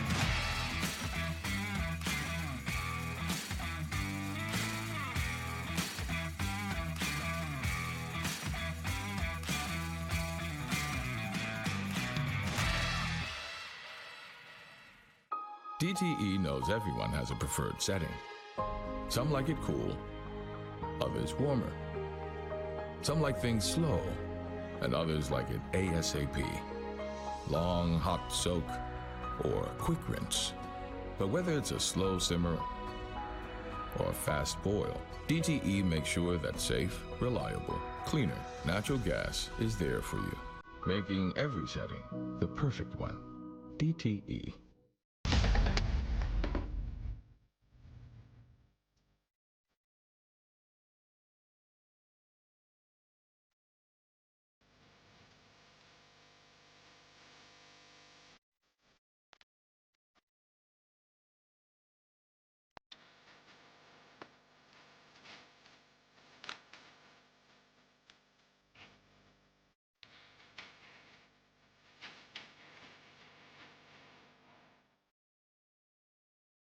When you turn on the TV and you turn on the 7, you can smile, but you can also get the important news that you need. The 7 has carved out a space to be positive. Part of our goals is how can we share all that in a unique way? It really puts us in the community. We get to meet so many great people, and we think about all those people. We think about the community that's out there watching us when we're delivering news and weather that those people need. We've been having a lot of fun doing that. It's content that really can't be found anywhere else.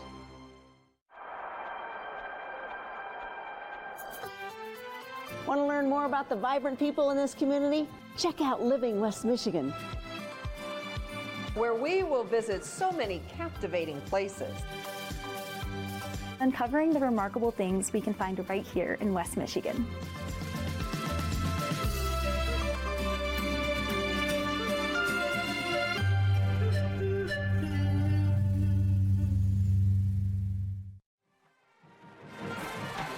We've reached halftime here at Lover Stadium in Allendale.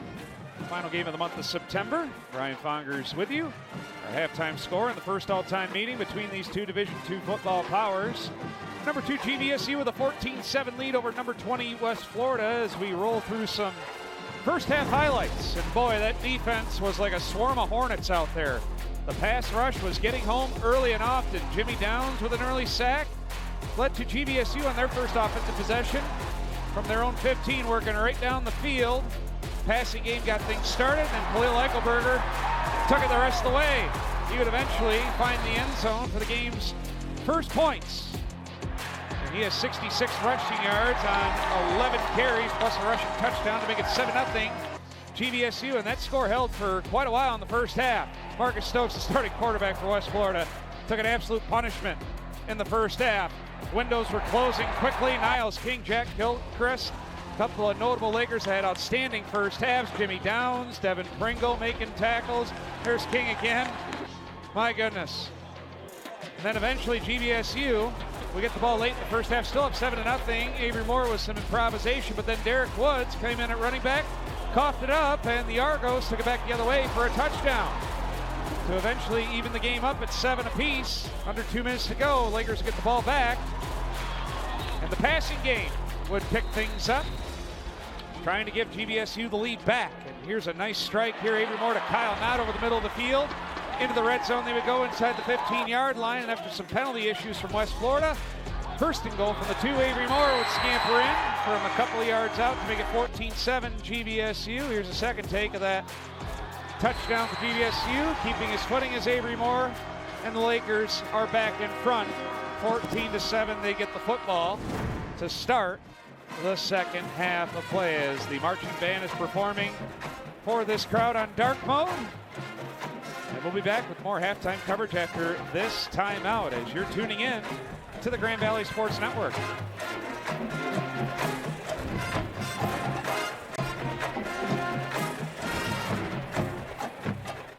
I would like to hear what you're researching today, as Trish said, and what your sampling needs are.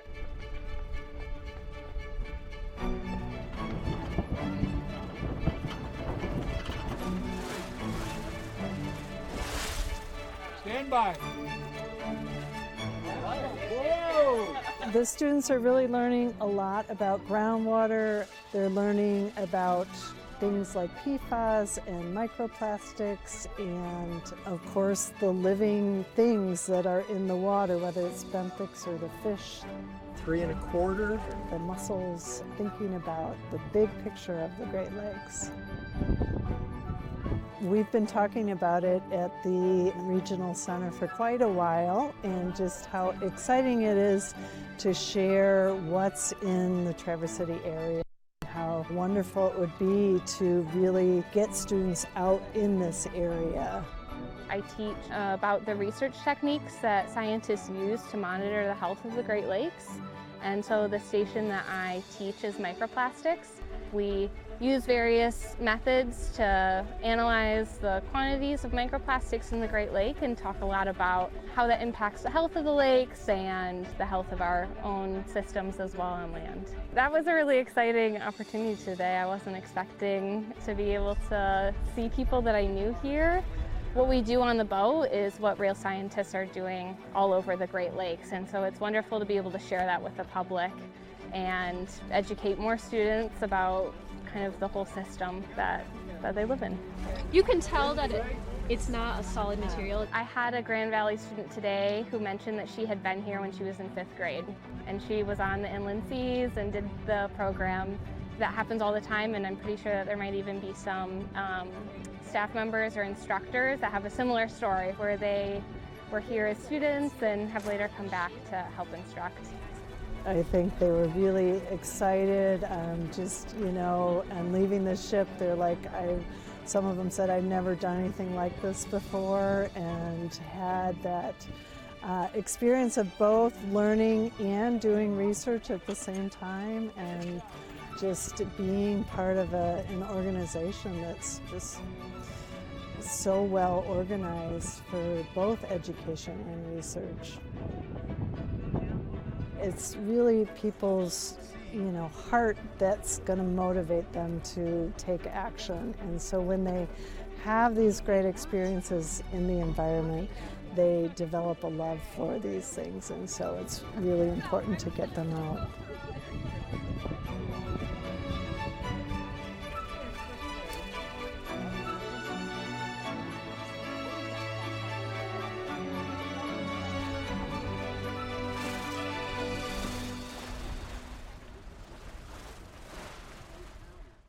University of Michigan Health West is here to help you stay in the game. No matter what kind of athlete you are, the region's premier sports medicine program is here to help you stay on the move. With decades of experience in sports medicine care at 5 of our health centers, our team of highly skilled physicians, physical therapists, and athletic trainers provide treatments for injuries, joint pain, or whatever is holding you back. University of Michigan Health West is the official sports medicine provider of GVSU athletics. More at ufmhealthwest.org/locations.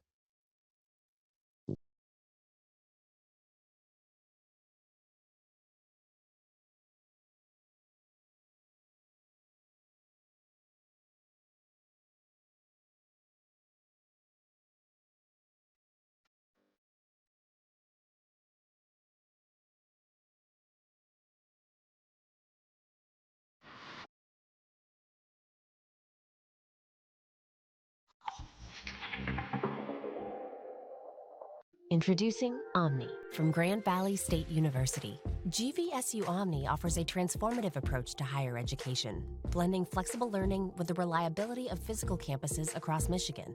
Our network of campuses ensures that education is accessible no matter where you are in the state. We understand the struggles adult learners face, and that's why Omni offers flexible pacing to help you balance family and work commitments while honoring and maximizing your lived and earned experience. Omni is your path to degree, badge, and certificate completion, with real-time employment and career opportunities in mind. At Omni, education is fast-tracked, boundless, and always on time. Your pathway to success starts here with Omni from Grand Valley State University.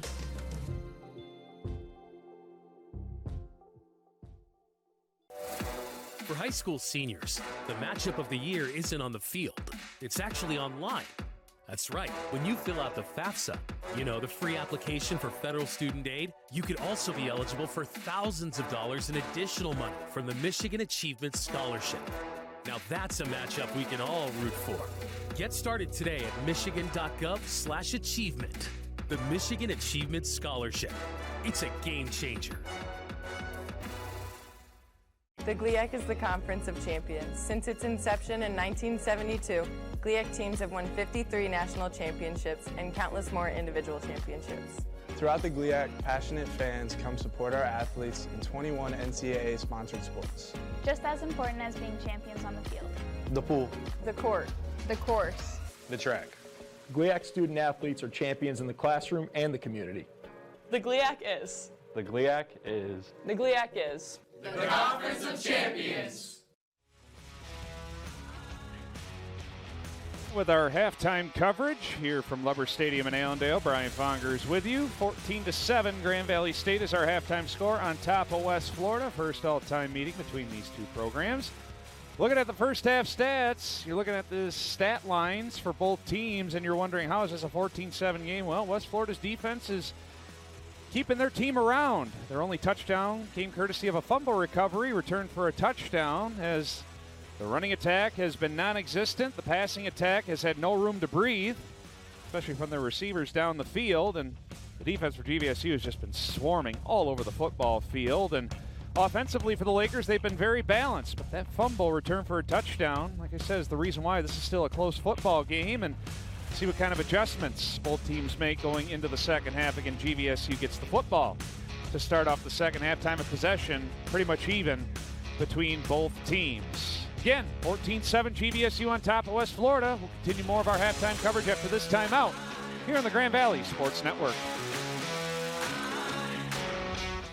An injured knee might look pretty simple, but there's a whole person behind that injury. One who misses the feel of his jump shot and spending time with friends on the court. It's not enough just to heal. He needs to get back out there. At Trinity Health, we're here to help you reach your goals. We combine all the knowledge and expertise of a national health system with personalized health care that treats the individual behind the injury. Because we see all of you. Grit, determination, dedication. All the things you would find in a champion. In other words, all the things you would find in a Laker. The 616 is the home of the Lakers. It's where champions are built. We need to help shape our next chapter. Are you ready to make an impact? Are you ready to join our team? Support GVSU Athletics today. Anchor up. Yeah, he sheds a little, and he barks at the mailman. But for trustworthy, nobody beats Archie. Except maybe the guys at Cool Toyota. They made me feel like part of the family the second I walked in the door. Then they gave me a great deal backed by their 10-year, million-mile warranty. Want to go for a million-mile walk, boy? Nah, I didn't think so. Wherever I'm going, I let Cool Toyota take me there. News 8 puts you in the huddle with Football Frenzy. Tailgate with Daybreak in the morning and get highlights all night with Jack Doles and News 8 Sports. From the fans to the field, Football Frenzy and the Frenzy Tailgate deliver all the action. Impressive students, impressive plays, and the biggest moments of the night. It's Football Frenzy, only on Wood TV 8. Brought to you by Meyer.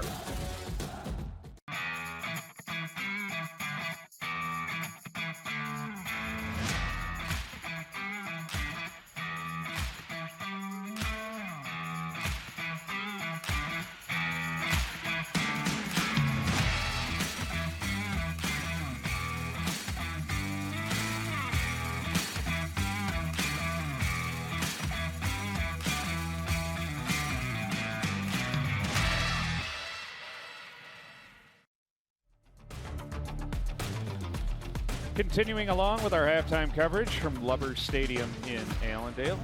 Brian Fongers here.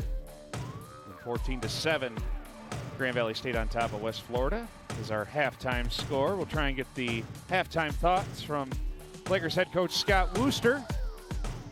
Has to be really pleased with his defense in that first half. Tony Nicolette is at field level, trying to track him down eventually. It is dark mode here this afternoon. A lot of students in attendance wearing the black T-shirts that were provided to them for this game. And after this one for GVSU this afternoon, Lakers will embark on GLIAC play the rest of the season. And next Saturday, they'll be on the road don't have to travel far, heading to Caledonia to take on their crosstown foe, the Panthers of Davenport. Next home contest for the Lakers will be in a couple of weeks on October 12th at home against Northern Michigan. That'll be our next broadcast on the Grand Valley Sports Network as GVSU has made their way back onto the field. But that'll be our next broadcast. Like I said, October 12th, a night kickoff, 7 o'clock against Northern Michigan. But their next game will be another big one against the Davenport team that has not beaten Grand Valley State yet since joining the Division II GLIAC ranks. And it's always a very physical, spirited matchup, to put it nicely, between both of those squads. So as we'll get Scott Wooster here in just a moment. Both teams back on the field for their halftime warm-ups, getting warmed back up here. GVSU will get the football to start off the second half. And again, the defense was outstanding for GVSU in the first half. Offense got a couple of rushing touchdowns, one from Khalil Eichelberger, the other from Avery Moore, who's back in the lineup after missing last week's game against Wisconsin Lacrosse due to injury. And West Florida's touchdown came courtesy of a fumble recovery. First 6. Derek Woods, the running back for GVSU, coughed it up. It was returned the other way for a touchdown. And I see head coach Scott Wooster has made his way to Tony Nicolette down on field level. Tony, take it away with Scott Wooster's first half thoughts. I'm on the sidelines here with Coach Wooster. Coach, first half defense did everything that they wanted, right? Only about 2 yards per play, minus 7 yards rushing, 5 sacks. Talk a little bit about the defensive unit. No, and I think, we just said it. I just talked to them in there. Like, their offense has been 2 15-yard penalties. They had a fake peak that got us, so a little bit more control. Like, obviously just walk that edge because we're playing elite defense right now, but just a touch more control. Don't give them free yards. Right. So then the offense responds beautifully after giving up the fumble return. Talk about how the offense really stepped up there and got that score to get it back out to a lead here before the half, and what you want to see out of them in the second half. A couple things there, Tony. First, starting together, starting fast. We did that. We finished strong, right? We finished through. Obviously, in between there, a couple balls on the ground. That wasn't the only one. But the response, I love the response, but let's not get in a position where we got to respond. Obviously, the ball obsession piece, and then just those, stall outs, midfield, 35-yard line, moving the ball, and not finishing those drives with kicks, not finish those drives in the paint. So that's on us. Like, they're not doing anything really to stop that. Let's go finish in the paint. Good luck in the second half, Coach. Thanks, back up to you, Brian. Thank you very much, Tony Nicolette. We'll take one more break as we get set for third quarter action. Again, number 2 GVSU on top, and number 20 West Florida 14-7. Take a break. We're back with third quarter action from Lubber Stadium here on the Grand Valley Sports Network. Well, welcome to my little piece of heaven. My name is Melba Velez Ortiz, and I am permanent faculty in the Honors College. The accent that you're hearing is a Spanish accent indeed. I was born and raised in Puerto Rico, and I also have a permanent visual impairment, and that's why I have this wonderful creature here next to me. His name is Professor Chad. So right in this office, you will see to my right, there is my own invention. It's called my mentoring tree. And I have them there facing me to remind me every day of the kind of mentorship that I owe the students, because that's the kind of mentorship I received. Well, here joining us today is one of our best and brightest students. He's currently in my listening course. Did you expect to take a class like that at GVSU? No, I didn't expect it at all, but it's been one of the highlights of my freshman year. First semester was spent learning listening theory, because there is such a thing as a science to listening. It's not hearing. Hearing is a function. Listening is far more intentional. It's a promise that we make ourselves and that we make to other people. Jaden actually has learned my #1 motto for approaching the classroom after a year. Jadencito, what is my philosophy of teaching? Does it have to be boring? That's it. That's what I ask about everything. So to the degree that we can make something that's on a black and white page come alive, we succeed. And that's the kind of magic that happens in the classroom. Everyone understand the power and the magic that there is in communication. At GVSU, we emphasize experiential learning. think about how you're going to use this. Can you bring your whole heart into this class? Can you do that? And into your profession and what you do? And that's what takes you from average to legend.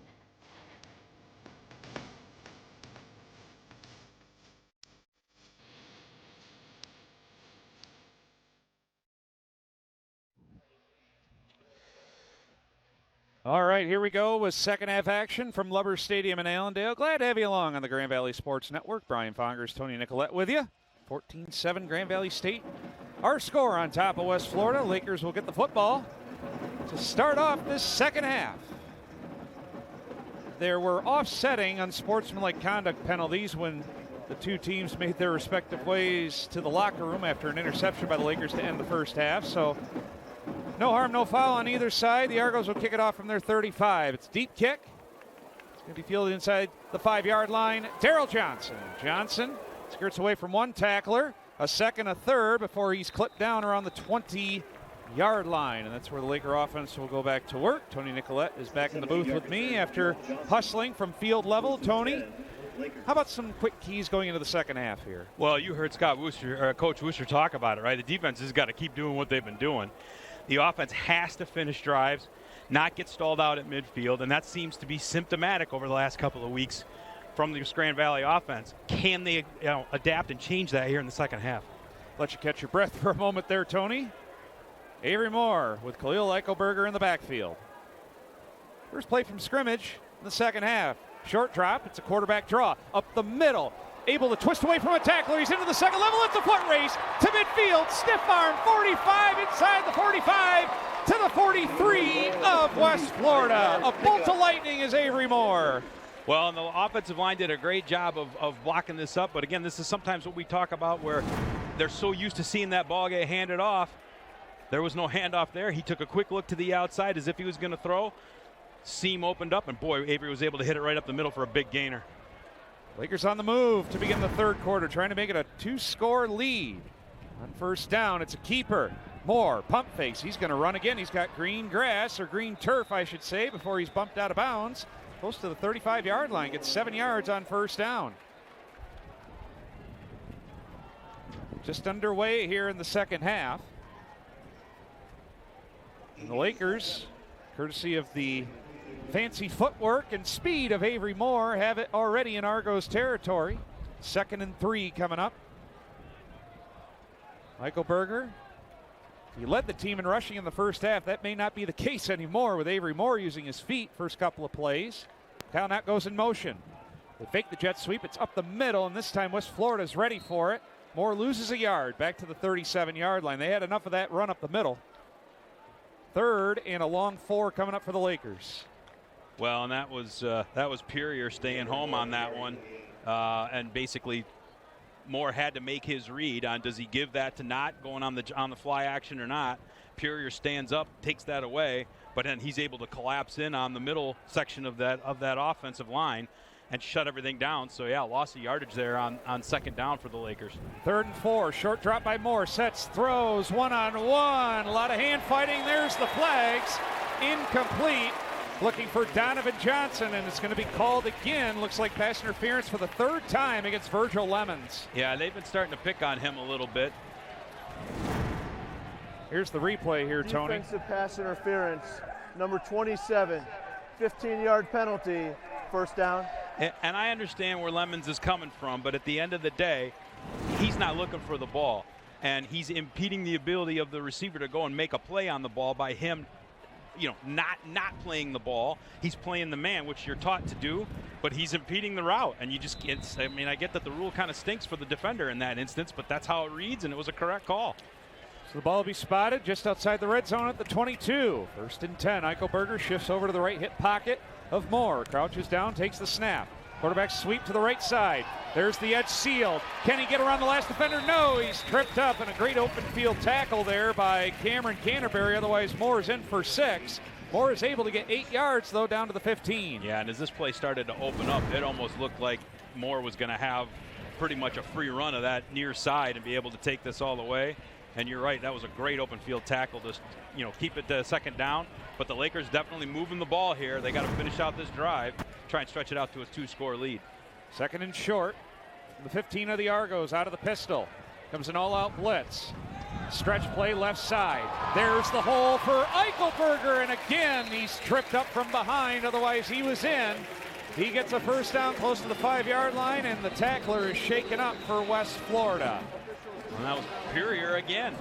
I mean, that guy's making every play that they're asking of him. Almost looked like he might have cramped up a little bit at the way he came off the field at the end there. But that's an ankle tackle away from saving another touchdown. So the Lakers definitely seem to have the Argo defense leaning a little bit at this point. So obviously they're going to want to see if they can push them over. Be first and goal at the 6-yard line for the Lakers. It's been the Avery Moore, Khalil Eichelberger show on this drive. But I think a message was sent to the offensive line for GVSU. Hey, let's get back to what we're doing. Let's get a push. And right now they are opening up some massive holes. First and goal. Moore's ready to go. Takes the snap. Handoff. Eichelberger, nothing doing. He was slowed down from behind, right at the line of scrimmage. May have lost a yard at the 7. And you would have to assume if you're West Florida defensively, they're going to sell out on the run. Let's see if the Lakers maybe throw in a little wrinkle, maybe put the ball in the air here. Well, I think that's a logical inference, right? Let's sell out to stop the run because the Lakers haven't shown a real need to throw the ball. And if they get down in this tight, why would they? Because if you're Grand Valley, you're going to look to keep doing what's working, and that's running it. Second and goal from the 7. Quarterback sweep to the left. Can he get the corner? Yes, he does. He's got blockers inside the pylon. Touchdown, Avery Moore. Number 2 on the afternoon increases the advantage to 20-7. What an opening drive to start off the second half for GVSU. Yep, and they just went bread and butter, like you said. The offensive line doing a much better job, but a lot of it wasn't even handing the ball off. It's like, hey, we've got a guy who can run it. Let's let him run it. And these student body left or student body right plays seem to be working pretty well, especially down in close quarters, because that's the second time that Moore's been able to get a touchdown on student body left here in the last couple of possessions. Matthew Basic on to attempt the extra point. Make it 21-7. Challenge accepted for the Lakers out of the halftime locker room. Basic's extra point, up and good. 2 touchdown advantage for GVSU. West Florida looking for a response. See what happens after this timeout here on the Grand Valley Sports Network.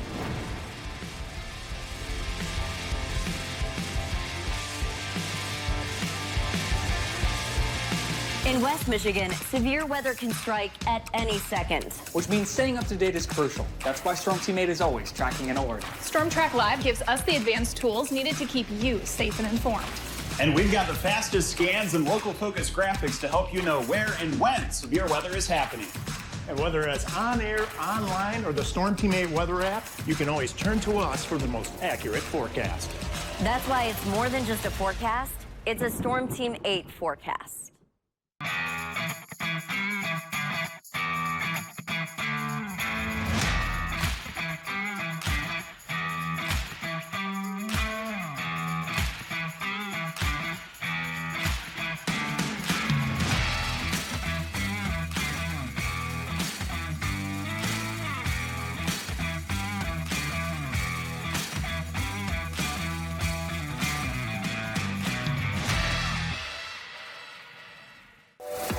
For high school seniors, the matchup of the year isn't on the field. It's actually online. That's right. When you fill out the FAFSA, the free application for federal student aid, you could also be eligible for thousands of dollars in additional money from the Michigan Achievement Scholarship. Now that's a matchup we can all root for. Get started today at michigan.gov/achievement. The Michigan Achievement Scholarship. It's a game changer.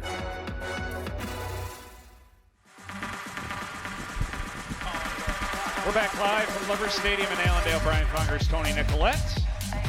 Just underway in the second half, and what a statement made by the number 2 team in the country, Grand Valley State, take the opening kick of the second half. The ground and pound game for GVSU. We mentioned it in the pregame. One of the best, if not the best, rushing offenses in the country, Tony, and Khalil Eichelberger, Avery Moore. They did their job along with the offensive line. Yeah, make no mistake. West Florida's defense is tough, so to run the ball effectively against a front that's got that much size and that much sideline-to-sideline speed, no easy feat. Here's the ensuing kick and the return from the goal line. Look out. Getting buried just shy of the 15, actually not even getting close to the 15 is Jay Sharp. Great coverage there by the Laker kickoff team. That was Riley Simpson dropping him. Yeah, and Sharp has had several returns where you're like looking at it going, geez, he slips one more tackle and it's a problem. Riley Simpson was having none of it on that one, and he was able to set things up where West Florida's got really difficult field position to open their first possession of the third quarter. Well, this is an Argos offense in the first half, Tony, just 63 yards. Total offense on 31 plays. Marcus Stokes, the quarterback, looking to change that. Wide receiver motions into the backfield. It's a handoff up the middle, bouncing at the left side, and with space, a first down and more. There's no edge containment. That's Jamontez Woods, and that's a good start for West Florida. It is a good start. And when you saw Tyree Holloway go in motion, he cleared that backside out. He took a defender with him, and the Argos ran right back into that vacated area. Nice, clever call there by the Argonaut offense. That puts them into positive yardage running the football. They were at -7, including sack yardage. So from their own 28-yard line, slot receiver comes in motion right to left. Stokes takes the snap. Quarterback draw. Left side, and what a play there for a tackle. Otherwise, Stokes might be running for just a yard. That looked like it was Kobe Hayward filling in there. And we talked about Kobe Hayward in the first half, and we're going to talk about him in the second half. He's one of the leading tacklers on Grand Valley. I think he might have been the team's leading tackler coming into this game. And it's plays like that. I mean, that's what you ask for from your safeties. He and Kennelly have been consistent producers in stopping the run game for their entire careers here at Grand Valley. Scott Wooster said before the season this might be the best secondary unit he's had or experienced during his time as a coach at Grand Valley State. And they're proving him right so far in the early season. Trying the bubble screen. Look out, there's a lot of traffic there, and that is incomplete. Looking for Woods. I tell you what, if Kobe Hayward again, right there, Johnny on the spot was looking, he could have picked that off. Well, and this is one where if you're the West Florida coaching staff, you're almost hoping that Stokes pulls this one down because King is there to disrupt it. Jimmy Downs has coverage on his guy. There's too much danger there to put the ball in the air this deep in your own end when you're down 2 scores already. Just seems like some of these plays offensively are slow developing plays for West Florida as they try and figure things out. 3rd and a long 8. Lakers really trying to ramp up the pressure here. Here they come. Cardamone gets to him, but letting it go is Stokes down the sideline. Flag on the play. It's incomplete, looking for Corey Scott, and I think this is going to be called against GVSU. Yeah. And Therese Reed on the coverage. And Cardamone was limping, but he lost his shoe momentarily. Here's the replay, Tony. Well, that was actually Grant Harden coverage. That was Grant Harden coverage, and that's probably a decent call. Stokes absolutely got drilled by Cardamone on that play. Again, that delayed blitz is really causing some problems. It almost looks like the linebackers are playing a spy. They wait a beat, and then they go. Yeah, and you almost – he did the spy thing almost too well there because it looked like if he could have left a half a beat earlier, that throws either offline or it's a sack. And either way, he got home for a clean shot at Stokes, and Stokes took his time getting up after that one. Well, he has taken an absolute beating so far in this game, but penalty goes the Argos' way, and they're close to midfield, 1st and 10. Receiver goes in motion through the formation. It's a keeper. Quarterback, there's Stokes into the second level, snaking his way through the traffic into Laker territory. First down at the 38, and they're on the move after the penalty. That's the only, I guess, inclinations of a running game for West Florida right now is the quarterback Stokes. Yeah, boy, and it sure looked like Charlie Nylander might have gotten held on the seal block on that left side, but they don't call it. It didn't happen, so Stokes was able to get upfield and get a nice big game, and now, yeah, you got West Florida into plus territory. From the Laker 38, 1st and 10. Play action fake, stepping up, getting hit, and going down is Stokes. Anthony Cardamone brings him down for the sack, a loss of 4. There's that delayed blitz once again. Yeah, and this is one where you almost have to think that Stokes, I don't know if he's just getting that gun shy. It looks like here he steps up into the pocket and he ends up stepping into the pressure. If he had had a little bit of awareness to be able to maybe step back or not step into that pocket, he still would have had enough room to be able to make a throw. Now, there was a good coverage downfield that kind of precipitated it, but he almost walked himself into that sack. What a job by Cardamone to leap over the running back in Sharp to get the sack. 2nd and long. Again, the pocket collapses, and what a hit. It was caught by Holloway, and he was met with authority by Jack Grice. He gets 6 yards. Well, and it's tough when you're an offense that's looking to try and find something that works, and you actually get a play that succeeds, and you got to take that kind of punishment at the end of it. So you can hear that hit from up here. We definitely did. So even though Grand Valley gave up some yards there and made it at least 3rd and a little bit more manageable for the Argos, if they can inflict a little bit of pain like that, they'll take it. Body blows. Yes, body blows. As they always say, it's all about body blows. 3rd and 8. This might be no man's land for the Argos, down by 14. Play clock down to 5. Here comes the blitz. Stokes off his back foot down the field, almost picked off by Pringle.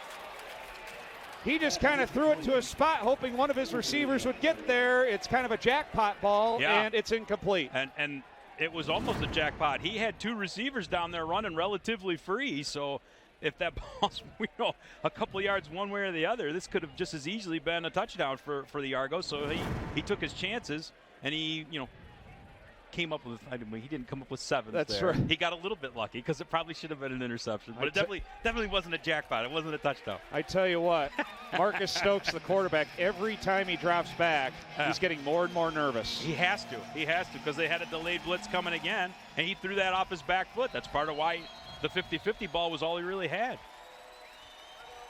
And because the Argos took too much time, they have to burn an early second half timeout. On 4th and 8, looks like they were going to go for it. We'll take a break as well. Actually, we're going to stay here.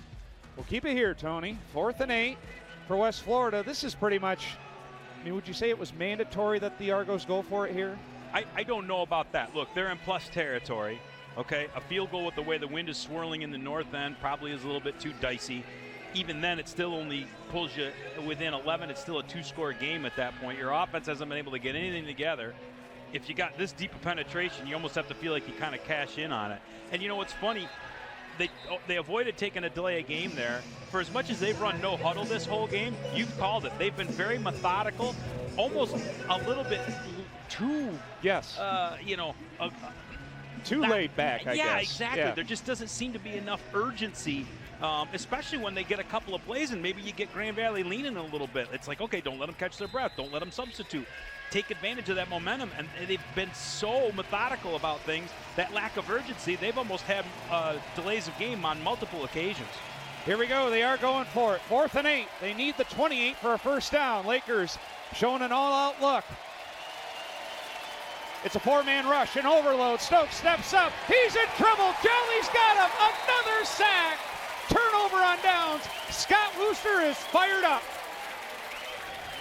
He should be fired up, Brian. And this, we've been talking about the defensive line all day and the delayed blitzes and the confusion that they're creating for Stokes.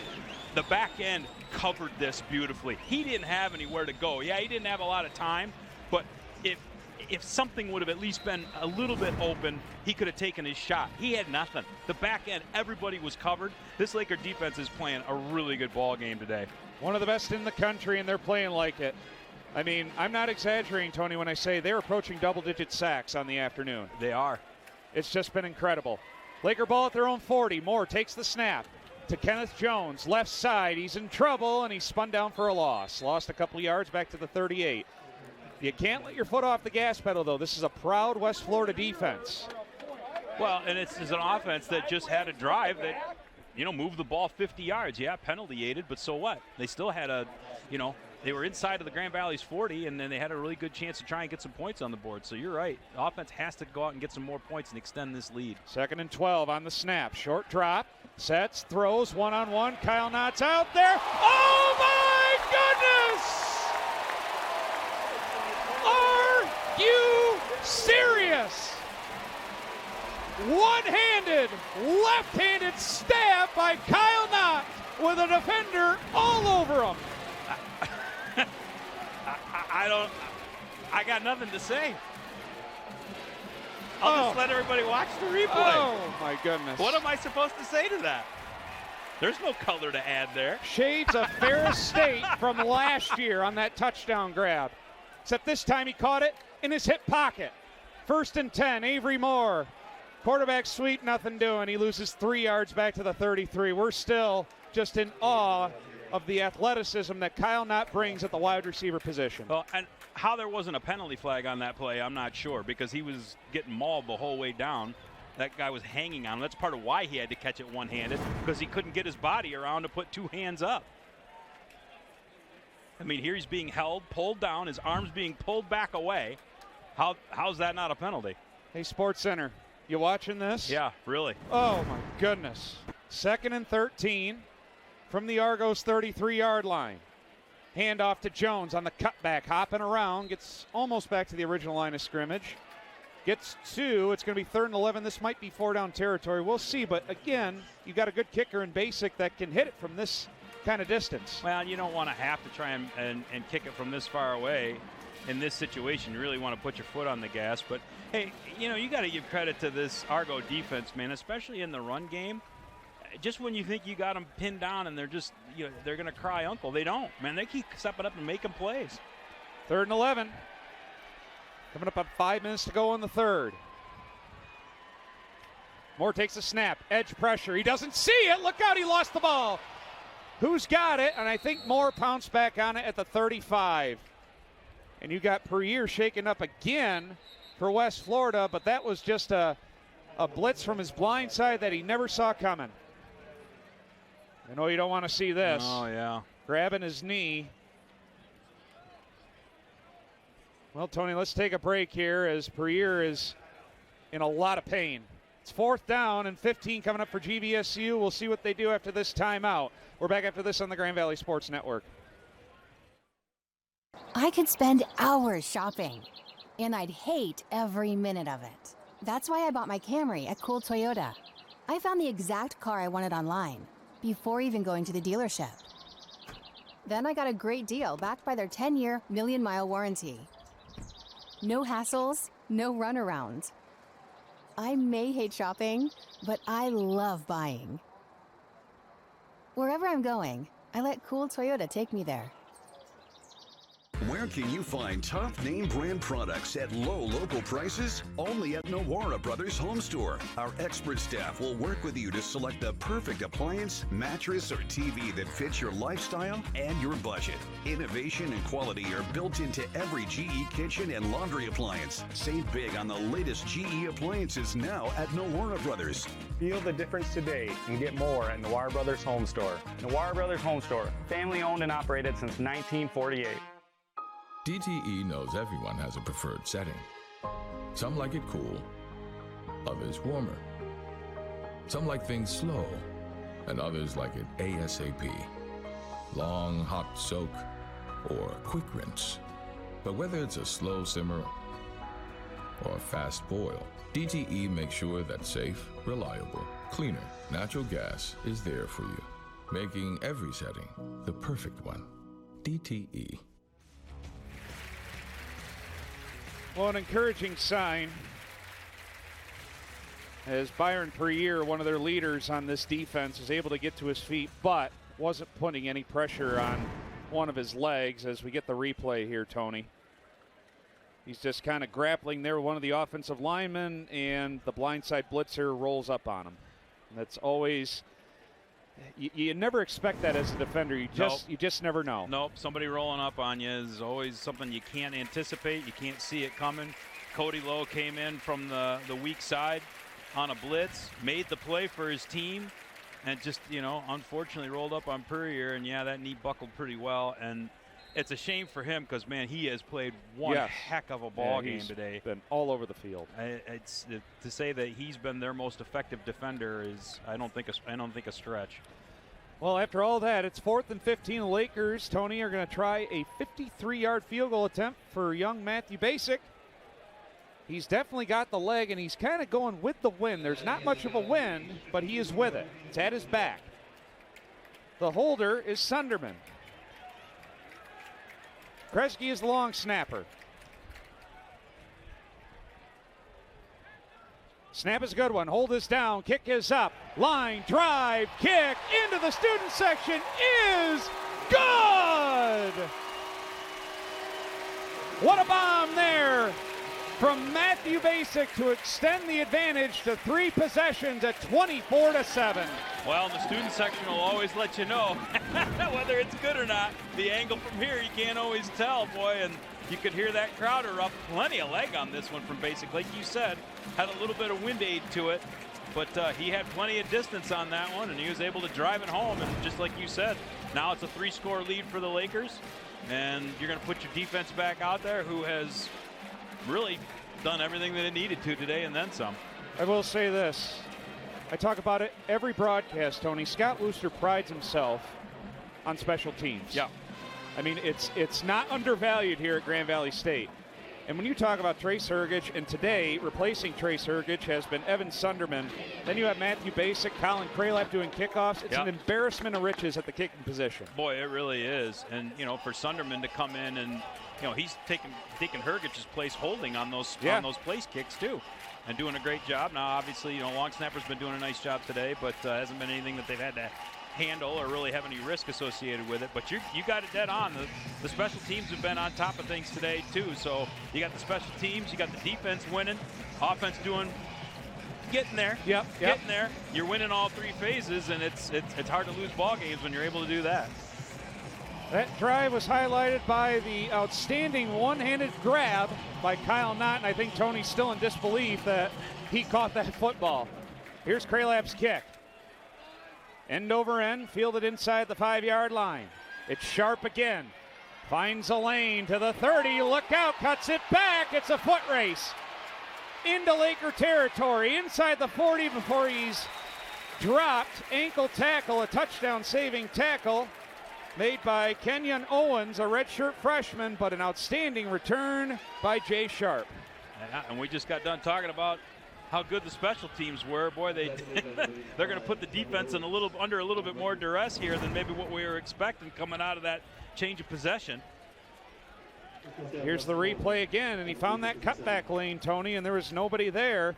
The kickoff coverage so far this season for GVSU, like the offense, been a work in progress. They're trying to figure that out, but Scott Wooster, like I said, he values special teams, and he'll get it corrected as we go into conference play. They've definitely had their spots today, that's for sure. And Jay Sharp's had a lot to do with it. He's obviously somebody that everybody in the Gulf South is going to have to contend with. Quarterback draw, in trouble, going to his left and getting absolutely engulfed for a yard loss is the quarterback, Stokes. He tried to go up the middle, and it was clogged up immediately. Man, but this is almost starting to turn into hunting season down there. When you've just got Lakers defenders so well positioned and looking for a shot, and they're taking them right now. Well, Stokes lost his helmet, so backup quarterback Tony Bartolo, a junior out of Tampa, has got to come in for a snap.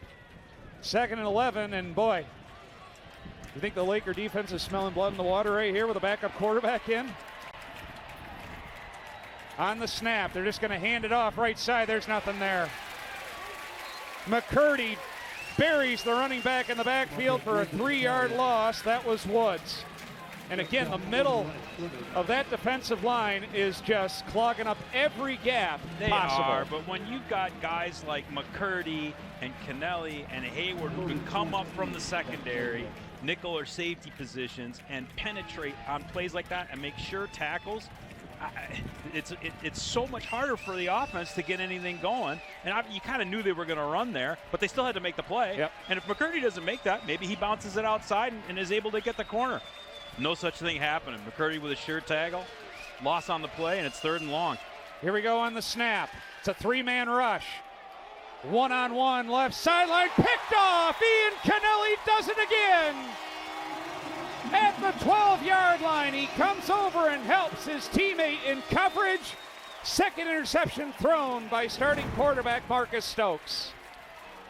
And his protection actually held up halfway decent. You had Cardamone in on a late blitz there, get his hand up in his face.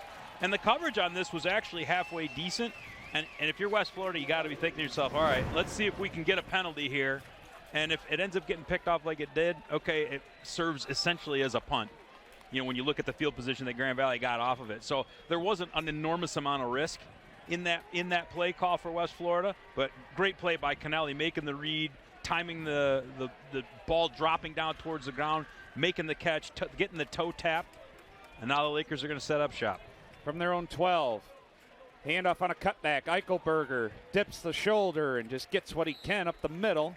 Across the 15 to the 17 for 5 yards. And with a 3-score lead late in the third quarter, Tony, this is what Grand Valley wants. They want to grind the clock This out. is exactly what Grand Valley wants. If they can get 5 yards at a crack, they're going to do this all the way down the field. There's one thing that in the few conversations I've had with Coach Shoemaker, the new offensive coordinator at Grand Valley, is if you can't stop it, they're going to keep running it. And as long as it's getting 4 or 5 yards a pop.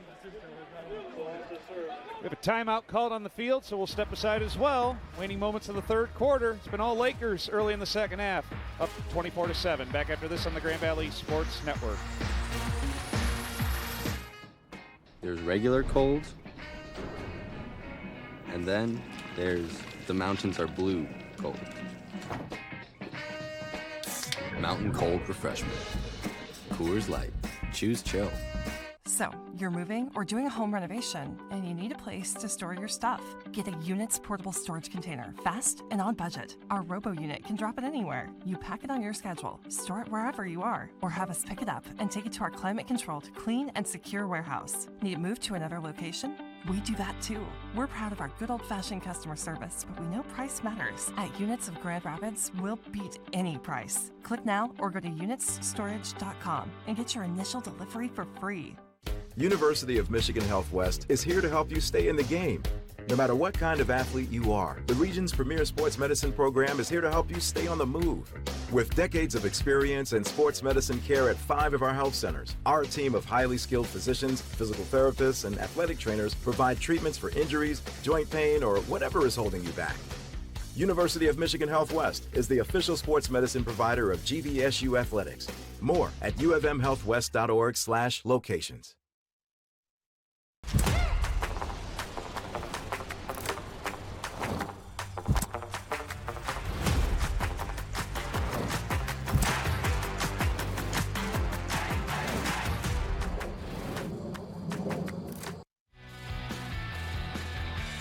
After the injury timeout, and Argo was shaken up, we're back to work. 2nd and 5 for GVSU as we're back live. A little RPO, getting flushed to his right is Moore, trying to step up across his body. Dangerous throw, it's incomplete. Behind Eichelberger, and he took a shove from behind. He's a little slow to get up, but he's okay. It's going to bring up 3rd and 5. Brian Fongers, Tony Nicolette with you. 24-7 GVSU. It's 14-7 at half, and it's been all Lakers in this third quarter, Tony. Yeah, and on that one, boy, you'd kind of almost wonder, you'd almost want Avery Moore just to throw that away. Throwing back late across the middle is always dangerous. To do it across your body is even worse. Even though he had Eichelberger there, that's a tough throw. Well, a chance for the Argos defensively to get off the field after an interception was thrown. On 3rd down, an overload blitz to the left. Over the middle, he's got Kellen Reed for a first down. There's that slant route beating the blitz, and the Lakers will move the sticks. Perfect call for a perfect call. The blitz was being executed well by West Florida. Grand Valley picked it up just enough, and again, that slant's going to be open on those types of plays because you're just going to have to beat the defender to the inside with that quick step. Moore puts the ball right on the money. Reed snags it, moves the chains. It's finding that void in the zone coverage, just like a basketball term. You find that void off the blitz, and it's wide open for you. Yep. From the 28. There's no safety deep. It's a sweep to the right. There's room out there if he can get the corner, but he doesn't. That's a good job there by the secondary member for the Argos. That's Zach Johnson stringing it out. And Moore is able to get a decent gain, more than I thought. He gets 7 yards, but it could have been a lot more. Yeah, and Ralph Ortiz was in on that tackle too, and that's one of the things that we talked about throughout this game. Sideline to sideline, this team's got some speed. Their defensive speed is strong. It's good. They've caused a lot of havoc for what Grand Valley wants to do when they run, zone or stretch type plays. And they've been physical up front. So, I mean, this Argo defense, even though they've given up a lot of yards, they're good. That's a good team. 2nd and short. Here's the blitz off the edge. Trying for the wheel route. Kellen Reed gets held, and there's the flags. I was going to say, his jersey was coming off. And is that, Tony, that's on Virgil Lemons again. He has had a rough go of things this afternoon. Yeah, Lemons is a transfer from UNC Pembroke, and he was a good player at Pembroke and has been a really good player for West Florida. Defensive pass interference, number 27, 15 yards from the previous spot. First down. But you're right, they've victimized him repeatedly today, and that was one where, we got a call from the back judge, but even the side judge, who was all the way across the field, threw that one in just because, to your point, the jersey was it was stretched. I tell you what, back in the day, Tony, that jersey's probably ripped in half, but there's a lot more give on these jerseys nowadays. Well, the ball is right at midfield, and Lakers, I guess, trying to put an early dagger in this one with another possible score, but they got 50 yards to go. On first down, handoff on the cutback. There's Eichelberger. He breaks a tackle. It's a foot race down the sideline. Can he get there? 10-5. Yes, sir. Touchdown, Khalil Eichelberger. 50 yards to make it 37 GVSU. This play, Grand Valley just seems to run it and run it and run it. And you've had a couple of times where both Woods and Eichelberger, you could tell, an ankle tackle away from stepping out and making a big one, and they finally were able to get a big hit here. Eichelberger's able to gain that edge, get out to the sideline, and does a great job of just taking it the rest of the way. And the Lakers now have kind of started to stretch this one out, and this is what Coach Wooster talked about at halftime, right? Finish these drives when you get to midfield, stretch this thing out, and they're actually executing on that this week. 2 rushing touchdowns from Khalil Eichelberger, 2 rushing touchdowns from Avery Moore, and a 53-yard field goal from Matthew Basic. That is your scoring as we know that have another Argo shaken up. But hey, Khalil Eichelberger's more than a power back. He's got speed in open space. He showed it right there, didn't he? Did. There was nobody catching him on that one. Yes, he did, as we keep it here, and it's a war of attrition now for West Florida. A couple guys are getting banged up, cramping.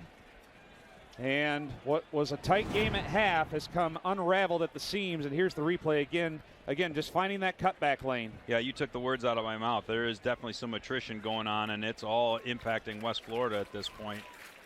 Shaken up for the Argos, getting help to the sideline is linebacker Eddie Whipple. But just the way GVSU has gone about their business here in the second half, they are going to outscore pending the extra point. Not trying to put the cart before the horse, but it's going to be a 17-0 outburst here in the third quarter from GVSU. So here's Basic on to attempt the extra point.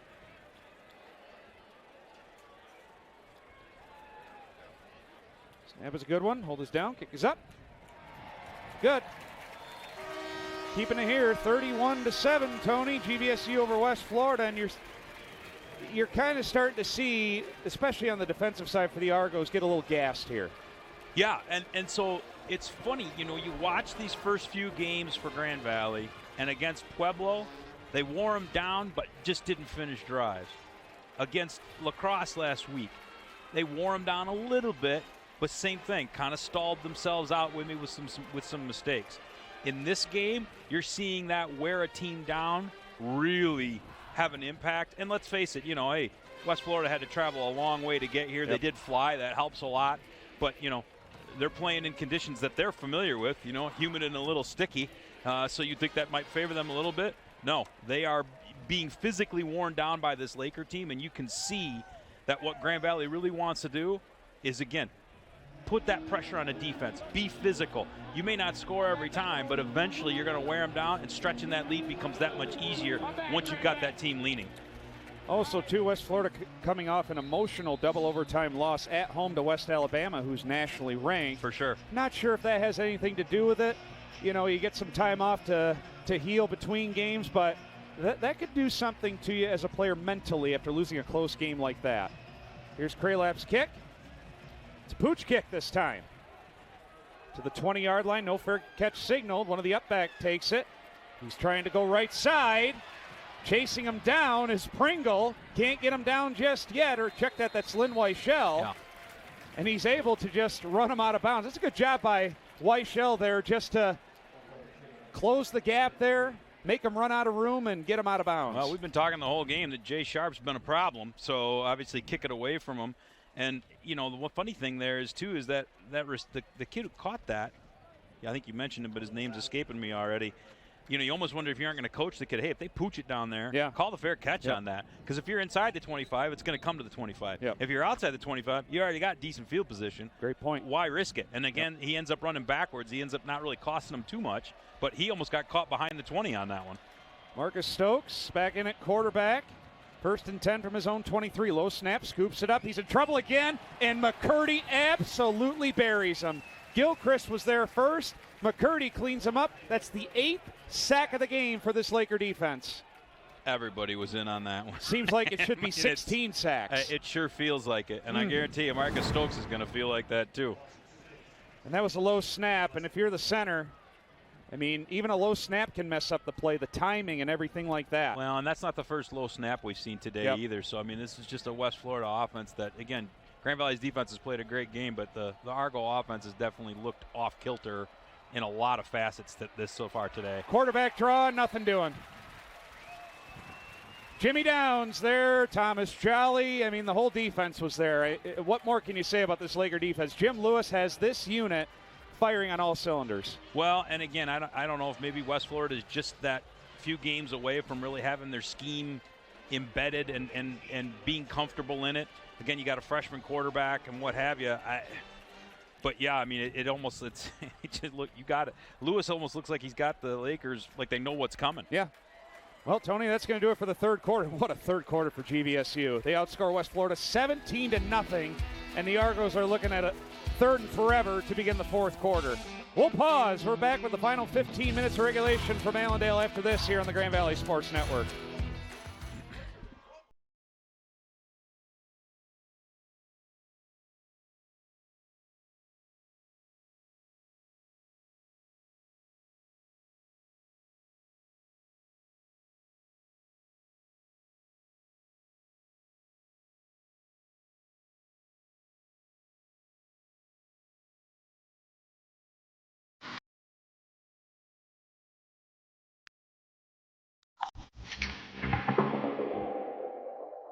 We first opened during the Great Depression, and we've been open for over 85 years now. Through everything that's come our way, we've stayed open by working to make life easier, better, and fresher. By making a real difference in the communities we serve. And by being the kind of place where your money always goes a little further. That's why we're open. Come see for yourself.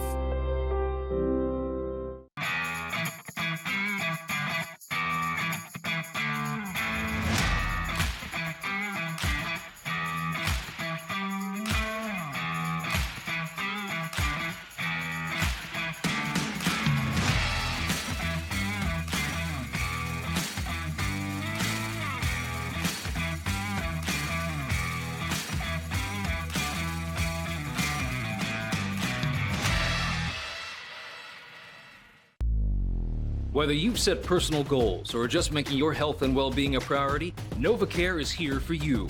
NovaCare is your trusted physical therapy partner for recovering from aches and pains, gaining strength, and preventing injury. There's no better time to make NovaCare's movement experts part of your healthcare team. To learn more about the benefits of physical therapy and get on the road to recovery and wellness, schedule an appointment today at novacare.com. Experience the power of physical therapy today. Fourth quarter action underway here from Lover Stadium in Allendale. Brian Fongers, Tony Nicolette. West Florida with a 3rd and long. Low snap again, in trouble. Stokes shovels it underhand somehow to Jay Sharp. He was absolutely destroyed by Jimmy Downs. He's slow to get up. It's a reception well shy of the first down. Oh my goodness, that was I guess, can we call it a kill shot? Well, I mean, that was... It would have been. Whoa. Hey, I give Stokes a ton of credit, man. He saw he had it back there and actually made a positive play out of this. I mean, but that Jimmy Downs, he had red in his eyes. He was looking to put another hurting on Marcus Stokes. But like you said, credit to Stokes for somehow finding his running back.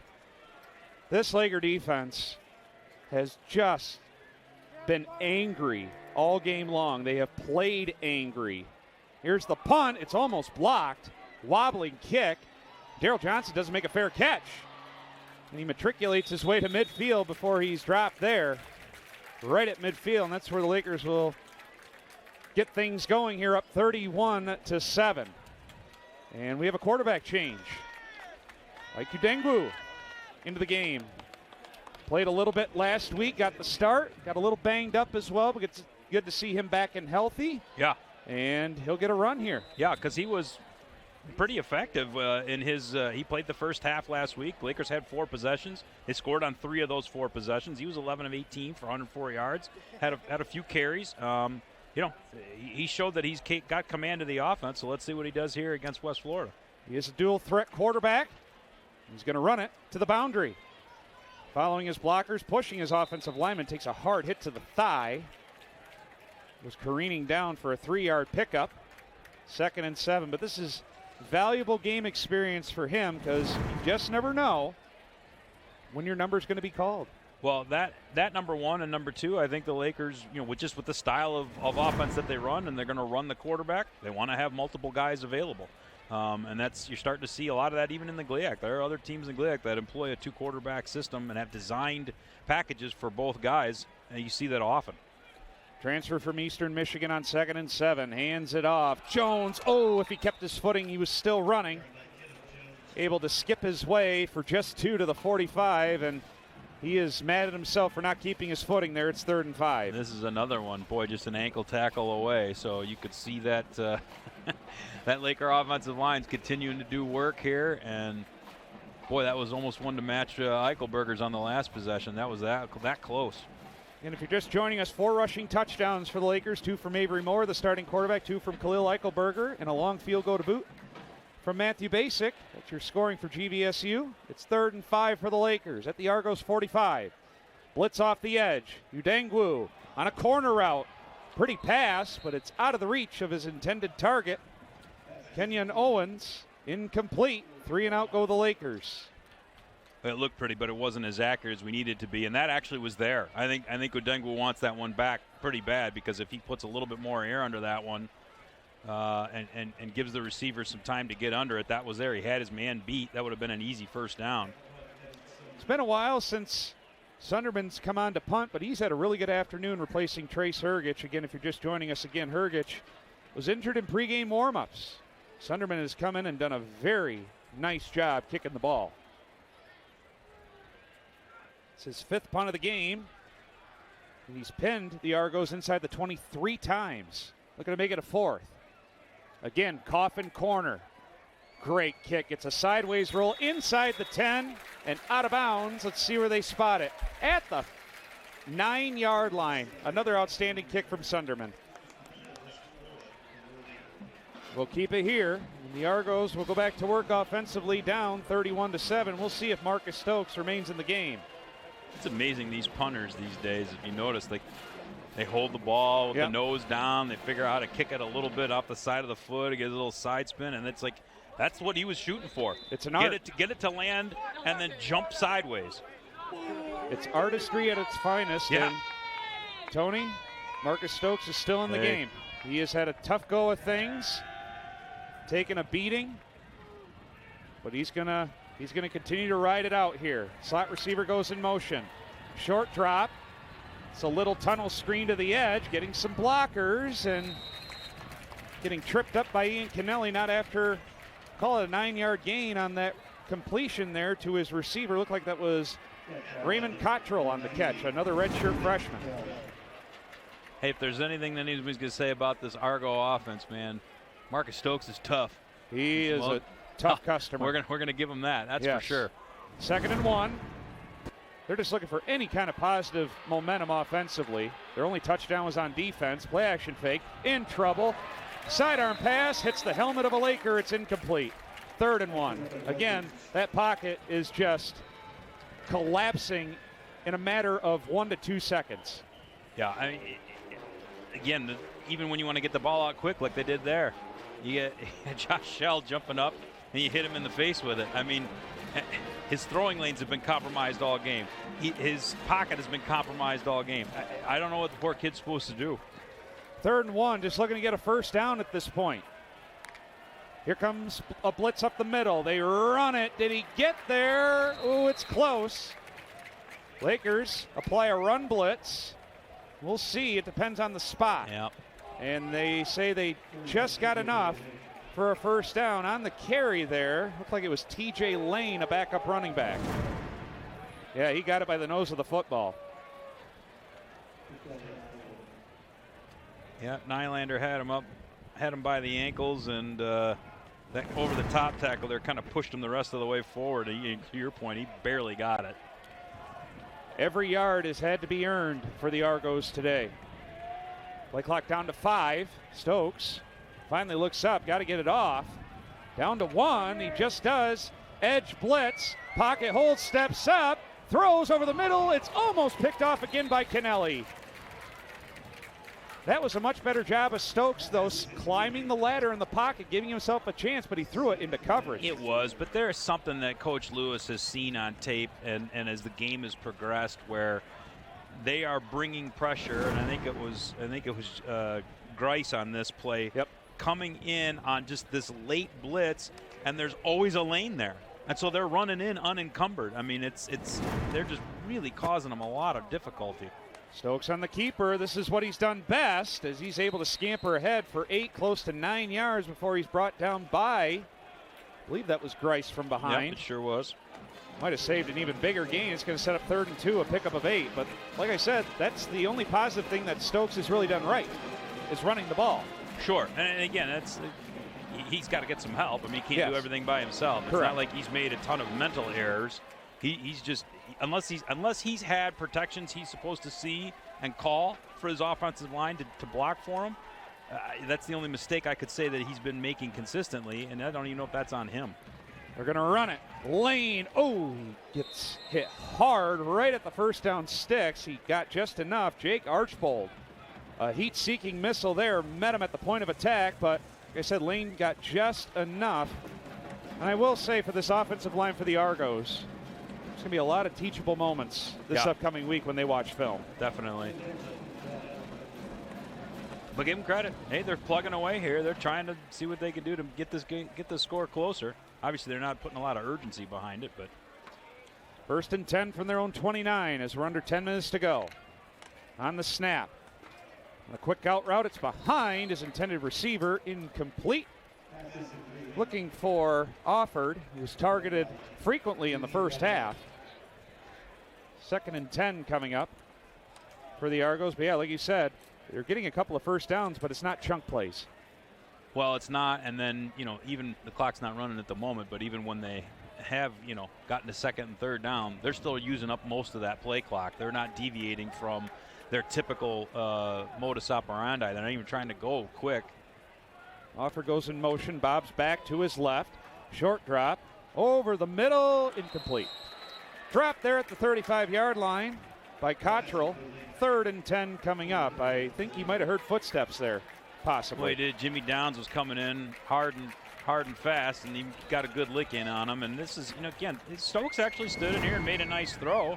His receivers have got to help him out. I mean, this would be an interesting stat from this game, is to see how many drops West Florida's had, because it's not a small number. I'm thinking back to at least 4 or 5. And, hey, that could have set him up in 3rd and manageable instead of 3rd and 10. 3rd and 10. Let's see what the Lakers do here. It's a 5-man rush. Another delayed blitz on the run. He throws. It's complete. Before getting spun down just short of the first down. Cottrell on the reception. Looked like the same exact route and play. The Argos are going to run some tempo. It's 4th and 1. It's a long one. Lakers sub late. The Lakers will show some pressure up the middle.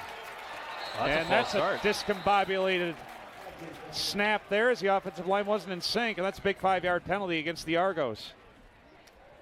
The center was ready. Offense number 70.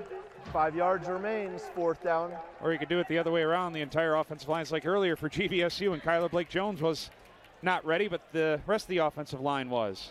And now, head coach Caleb Nobles might be kicking this one away. And he is.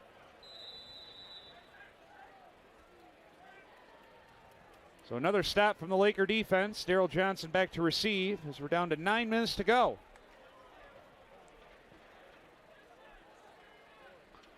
Lakers playing it safe. This is your proverbial white flag, I think. too, Brian. I mean, if they could have had a 4th and 1 and taken a shot at it, you know, they would have tried to see if they could close the gap here a little bit. But nice tail dragging kick, retreating, fair catch made by Darrell Johnson around the 22, and that's where the Lakers will get their next offensive possession. We'll pause for another break. Winding this one down, Lakers with an emphatic statement in the second half, up 24. Back after this on the Grand Valley Sports Network. University of Michigan Health West is here to help you stay in the game. No matter what kind of athlete you are, the region's premier sports medicine program is here to help you stay on the move. With decades of experience in sports medicine care at 5 of our health centers, our team of highly skilled physicians, physical therapists, and athletic trainers provide treatments for injuries, joint pain, or whatever is holding you back. University of Michigan Health West is the official sports medicine provider of GVSU athletics. More at ufmhealthwest.org/location.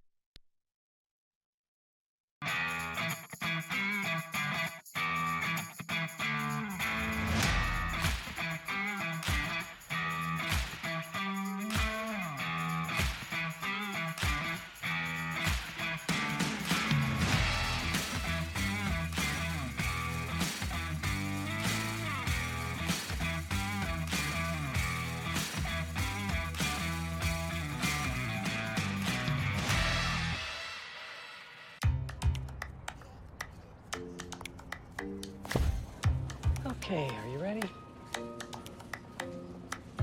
You're all set. Hi there, I'm here to help. Not only do we have the largest network of doctors and hospitals in Michigan, we also make sure access to the care you need is right at your fingertips. I think we made a lot of progress today. You have really come a long way. You should be proud of yourself. Blue Cross Blue Shield of Michigan, always ready to help. Back live at Lubbers Stadium, Brian Fongers, Tony Nicolette. 8.5 to go for 2 GVSU. Up by 3 scores on the jet sweep. Here's Lynn Weichel on the handoff to the wide side, angling to the numbers, and that's a tough run there of 9 yards after the handoff from Ike Udengwu. Sets up 2nd and 1. Good to see Lynn Weichel back on the field. I know he battled an injury most of last season, but he's a very dynamic player that you hope to see mixed into the rotation as the season goes along. yeah, and that was actually, you coined it correctly, a very tough run on his part. He got to the edge and had to fight through a couple of tacklers, and they ended up giving him the benefit of the doubt here. A 10-yard gain, so it's 1st and 10 again for the Lakers. There you go, a 10-yard pickup. Instead of 2nd and 1, it's 1st and 10. Udengwu takes the snap, handoff up the middle. That's Holloman on the carry across the 35 to the 37 for a pickup of 5 as the Lakers trying to melt this clock down. 14-7 at halftime. All GVSU in the second half. And West Florida, well, it's going to be a long flight back for them. But this is a good West Florida team that GVSU, we talked about it earlier, body blows. Yep. The physicality. GVSU, when they're going right, they wear you down. Sure, and that was one of the things that I talked with Coach Wooster about this week is, okay, what are you really hoping to get out of this game? And measuring stick was the term he used. Quarterback sweep to the short side. Udengwu dips the shoulder. Emphatically runs out of bounds. And we get some pushing and shoving. Let's see where they spot. I think he might have gotten the first down. We'll see. Finish your thought there, Tony. Well, so when you see teams like this from the Gulf South, from the MIAA, these are teams that have a lot of physicality. They have a lot of speed. And so teams from those conferences, you don't always see them week in and week out in the GLIAC. And as you're trying to cobble schedules together, you know, you're playing teams from the RMAC and the CIAA, and just you don't get bodies like this week in and week out always. And so, you know, for us to be able to see what these two teams look like and compare the conferences is actually an interesting comparison. And again, that's what Coach Wooster was looking for. There goes Holloman down the sideline. Oh, a flag comes down from behind. Holloman's gone. Touchdown, Lakers. What's the flag? Yeah, there's going to be a hold that's going to come back, unfortunately. Well, that's a tough break. In what was potentially a bow on a good afternoon of football for GVSU. Offense, number 69, 10 yards from the spot of the foul, remains first down. That's called on Cannon Mackey, a backup offensive lineman. From the spot of the flag. So you look at it, if you do the math here, 1st and 13 coming up for GVSU. Hey, our shared Grand Valley educations are getting us to the same mathematical result, so outstanding. Love it. Well, touchdown off the board. We'll keep playing from their own 38-yard line. I was a yard off, Tony. Oh. Darn it. No, well, you were right based on where the flag was. Yes. So 1st and 14, we'll call it. H-back Bob's in motion over to the right. Rolling out to his right is Udengu, looking to throw. Sets throw on a comeback route. It's over the head of everybody. Incomplete. Intended target there was Sean Bird, a redshirt freshman receiver out of Flint. 2nd and long coming up. Starting to see the reserves in for GVSU. Yeah, and for Coach Wooster to be able to get some game reps for some of those guys, especially, again, against a Gulf South opponent, that's a great result for Grand Valley. And, again, we were talking earlier about measuring stick. This is the type of team that you don't see week in and week out, so to be able to know, hey, how does Grand Valley stack up, or does the GLIAC stack up against the Gulf South? That's something that they were looking to really looking to see. There's a run blitz there, and getting spun down for a loss is Holloman back to the 35. Going to set up 3rd and call it 17 now for GVSU. Coming up on 6 minutes to go as the Lakers, Tony, now well on their way to finishing off non-conference play with a 4-0 record. And we were talking before the broadcast, I was looking back to the past seasons. I don't know when the last time an opponent beat GVSU in non-conference play here at Lubber Stadium has been. Boy, It's been a long time. If you're trying to ask me a trivia question, I'm going to fail because I've got nothing. Play clock's down to 5. They got to go here. Scott Wooster may need to take a timeout. 2 seconds. 1. No timeout. Delay a game. Yeah, you know, you hate to see this kind of. Delay game. Offense, number 0. 5-yard penalty. Remains 3rd down. The touchdown gets called back, and it almost felt like the wind came out of the sails for the second team here. And you don't want to see that. You want to see them, recover from it and make up for the mistake. And they're not doing that here so far on the last couple of plays. And then to take an unnecessary delay, that's just not what you're looking for. More than likely be a handoff here just to keep the clock running. Quarterback draw. Escapes the blitz. Oh, what a stutter step there. Look at Udengu go. He's got the 1st down and more. A foot race inside the 25 before he's dragged down from behind. And we get a late flag after the fact. I'm not sure what the flag's all about, but Ike Udengu using his feet for a chunk play. But how about this move in the open field after he escaped the initial point of attack right there? Well, when he came through the transfer portal, that's one of the things the coaching staff really liked about him was his athleticism. And obviously making a play like that where he just faked that guy out of his shorts, so to speak, and made a big play out of it. I wonder if they're going to get him for his 1st down motioning that he did once he got to the end of the play. Well, that would be unfortunate. Yeah. Still 1st down. We'll see here. There are 2 fouls on the play, both by the offense. Personal foul, illegal blindside block, number 1. Oh. That's declined. Holding, number 85. That 10-yard penalty will be enforced from the spot of the foul. It will be 1st and 10. So they're marching it back from the Argos 30 back to the 40. Okay. So the blindside block was called against Lynn Weichel, the hold against Kenyon Owens. Nevertheless, it is a 1st down for GVSU. And both of those fouls must have occurred, obviously, based on where they adjudicated it from. The hold happened at roughly the 30. Yep. I don't know where the blindside block would have come from. And it's odd to see a personal foul like that get declined. And that was the late flag that was thrown. They must called have the been. Blindside block. Here's a handoff, Holloman, and he's tripped up for a yard loss. Again, selling out on the run are the Argos. Under 5 to go. Lakers will get set for GLIAC action next week, Tony, at Davenport.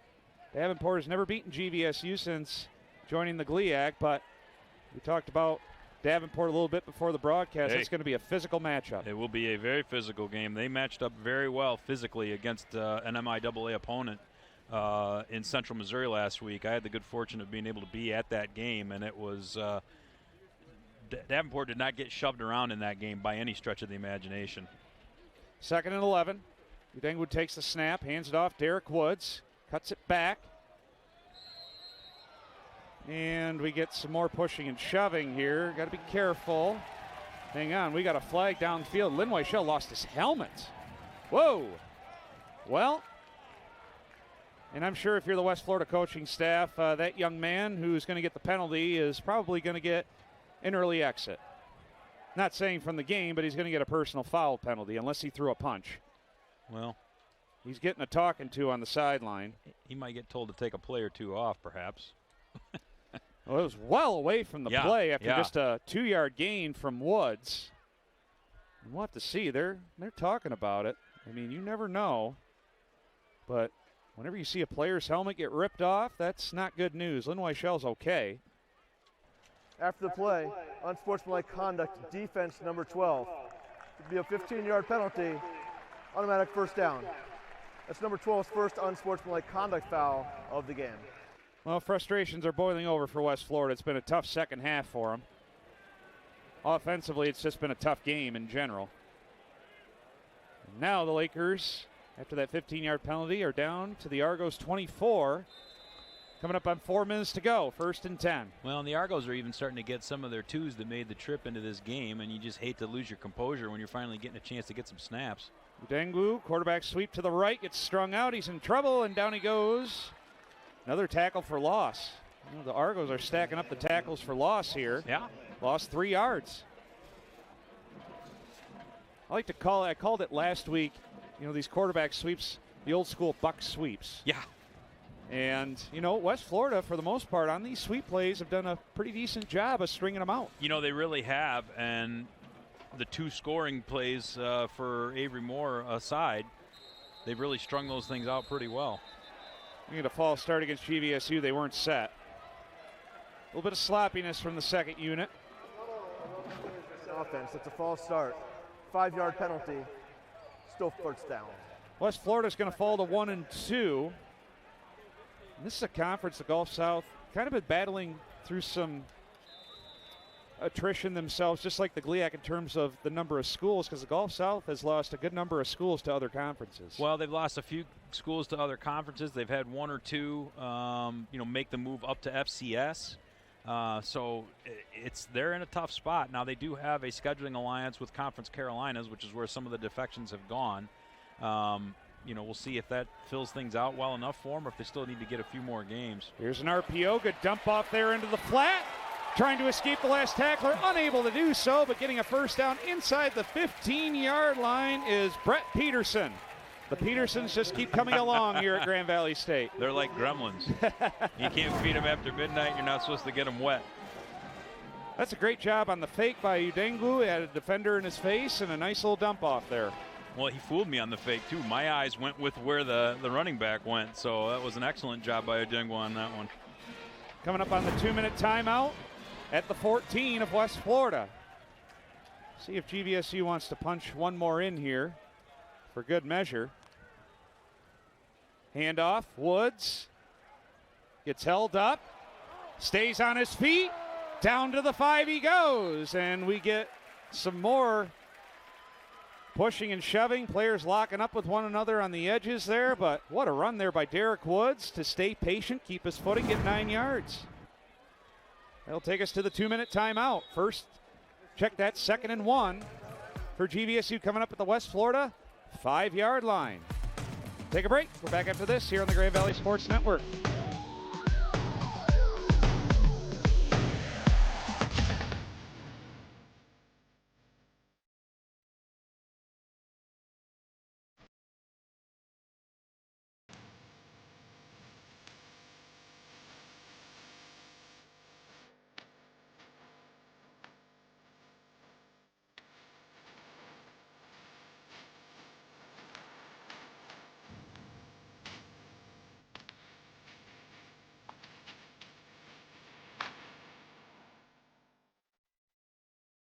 DTE's natural gas is a lot more than just an energy source. It perks up your mornings and eases you into relaxed evenings. It works both hard and smart. It can help heal the body and transport the mind. And at the end of the day, cleaner, safe, affordable natural gas is there to do more than just dry your clothes. It's a warm hug waiting to happen. DTE. For high school seniors, the matchup of the year isn't on the field. It's actually online. That's right. When you fill out the FAFSA, the free application for federal student aid, you could also be eligible for thousands of dollars in additional money from the Michigan Achievement Scholarship. Now that's a matchup we can all root for. Get started today at michigan.gov/achievement. The Michigan Achievement Scholarship. It's a game changer. 2 minutes to go in this one. GVSU with the ball, 2nd and 1 from the West Florida 5-yard line, up 31-7. Udengwu with Woods to his right. Top receiver goes in motion. A little bit of miscommunication there, and Udengwu gets dropped for a 2-yard loss. I'm not sure if he was supposed to hand it off to the receiver in motion or not, but it's going to set up a 3rd and long 3. I think he's supposed to read that, Brian, and I don't know if he just didn't like what he saw or got confused on the read, and he pulled it out of the belly of Alex McLean, who was running on the fly action. And, this is part of why you run these reps with the twos, right? They need this work too. They've worked hard in practice. So, this isn't about, if they're able to punch this in, this isn't about running up the score. This is getting action for guys who put in as much work as the ones do. 3rd and 3, play clock under 10. Udengwu takes the snap, a sweep to the left side. Sticks that foot in the ground, goes north-south, dives. Did he get it? Depends on the spot. He's out of bounds with 1:15 left. And let's see. Well, they're giving him the 4, which should move him. Yep, they're going to give it by the nose of the football, 1st and goal. Well, here's something interesting here. I'm looking down at the sideline. Jim Lewis has Anthony Cardamone next to him. No. They thought about possibly putting Cardamone in on offense. Possibly. That's interesting. They were thinking about it, but now they're in the victory formation. This is a classy move by Scott Wooster. There's the knee, and that's going to put to bed this football game, Tony. Well, I'll let you take it away with your thoughts on this one. Hey, we talked about it, measuring stick game, and I'm sure that Grand Valley is going to be pleased with how they measured up against a very physical and fast West Florida defense. Coach Wooster, you could tell in the interview that I did with him at halftime how frustrated he was that there was that little bit of a meandering through the second quarter and the latter part of the first quarter by the Grand Valley offense, but they took care of business coming out in the second half, scored multiple touchdowns on multiple drives, got the long field goal from Basic, and really took control of the game and stretched that lead out to net a very convincing result. Well, that's going to do it. As I mentioned, Tony, Lakers are going into GLIAC play next Saturday at Davenport. 4-0. West Florida drops to 1-2.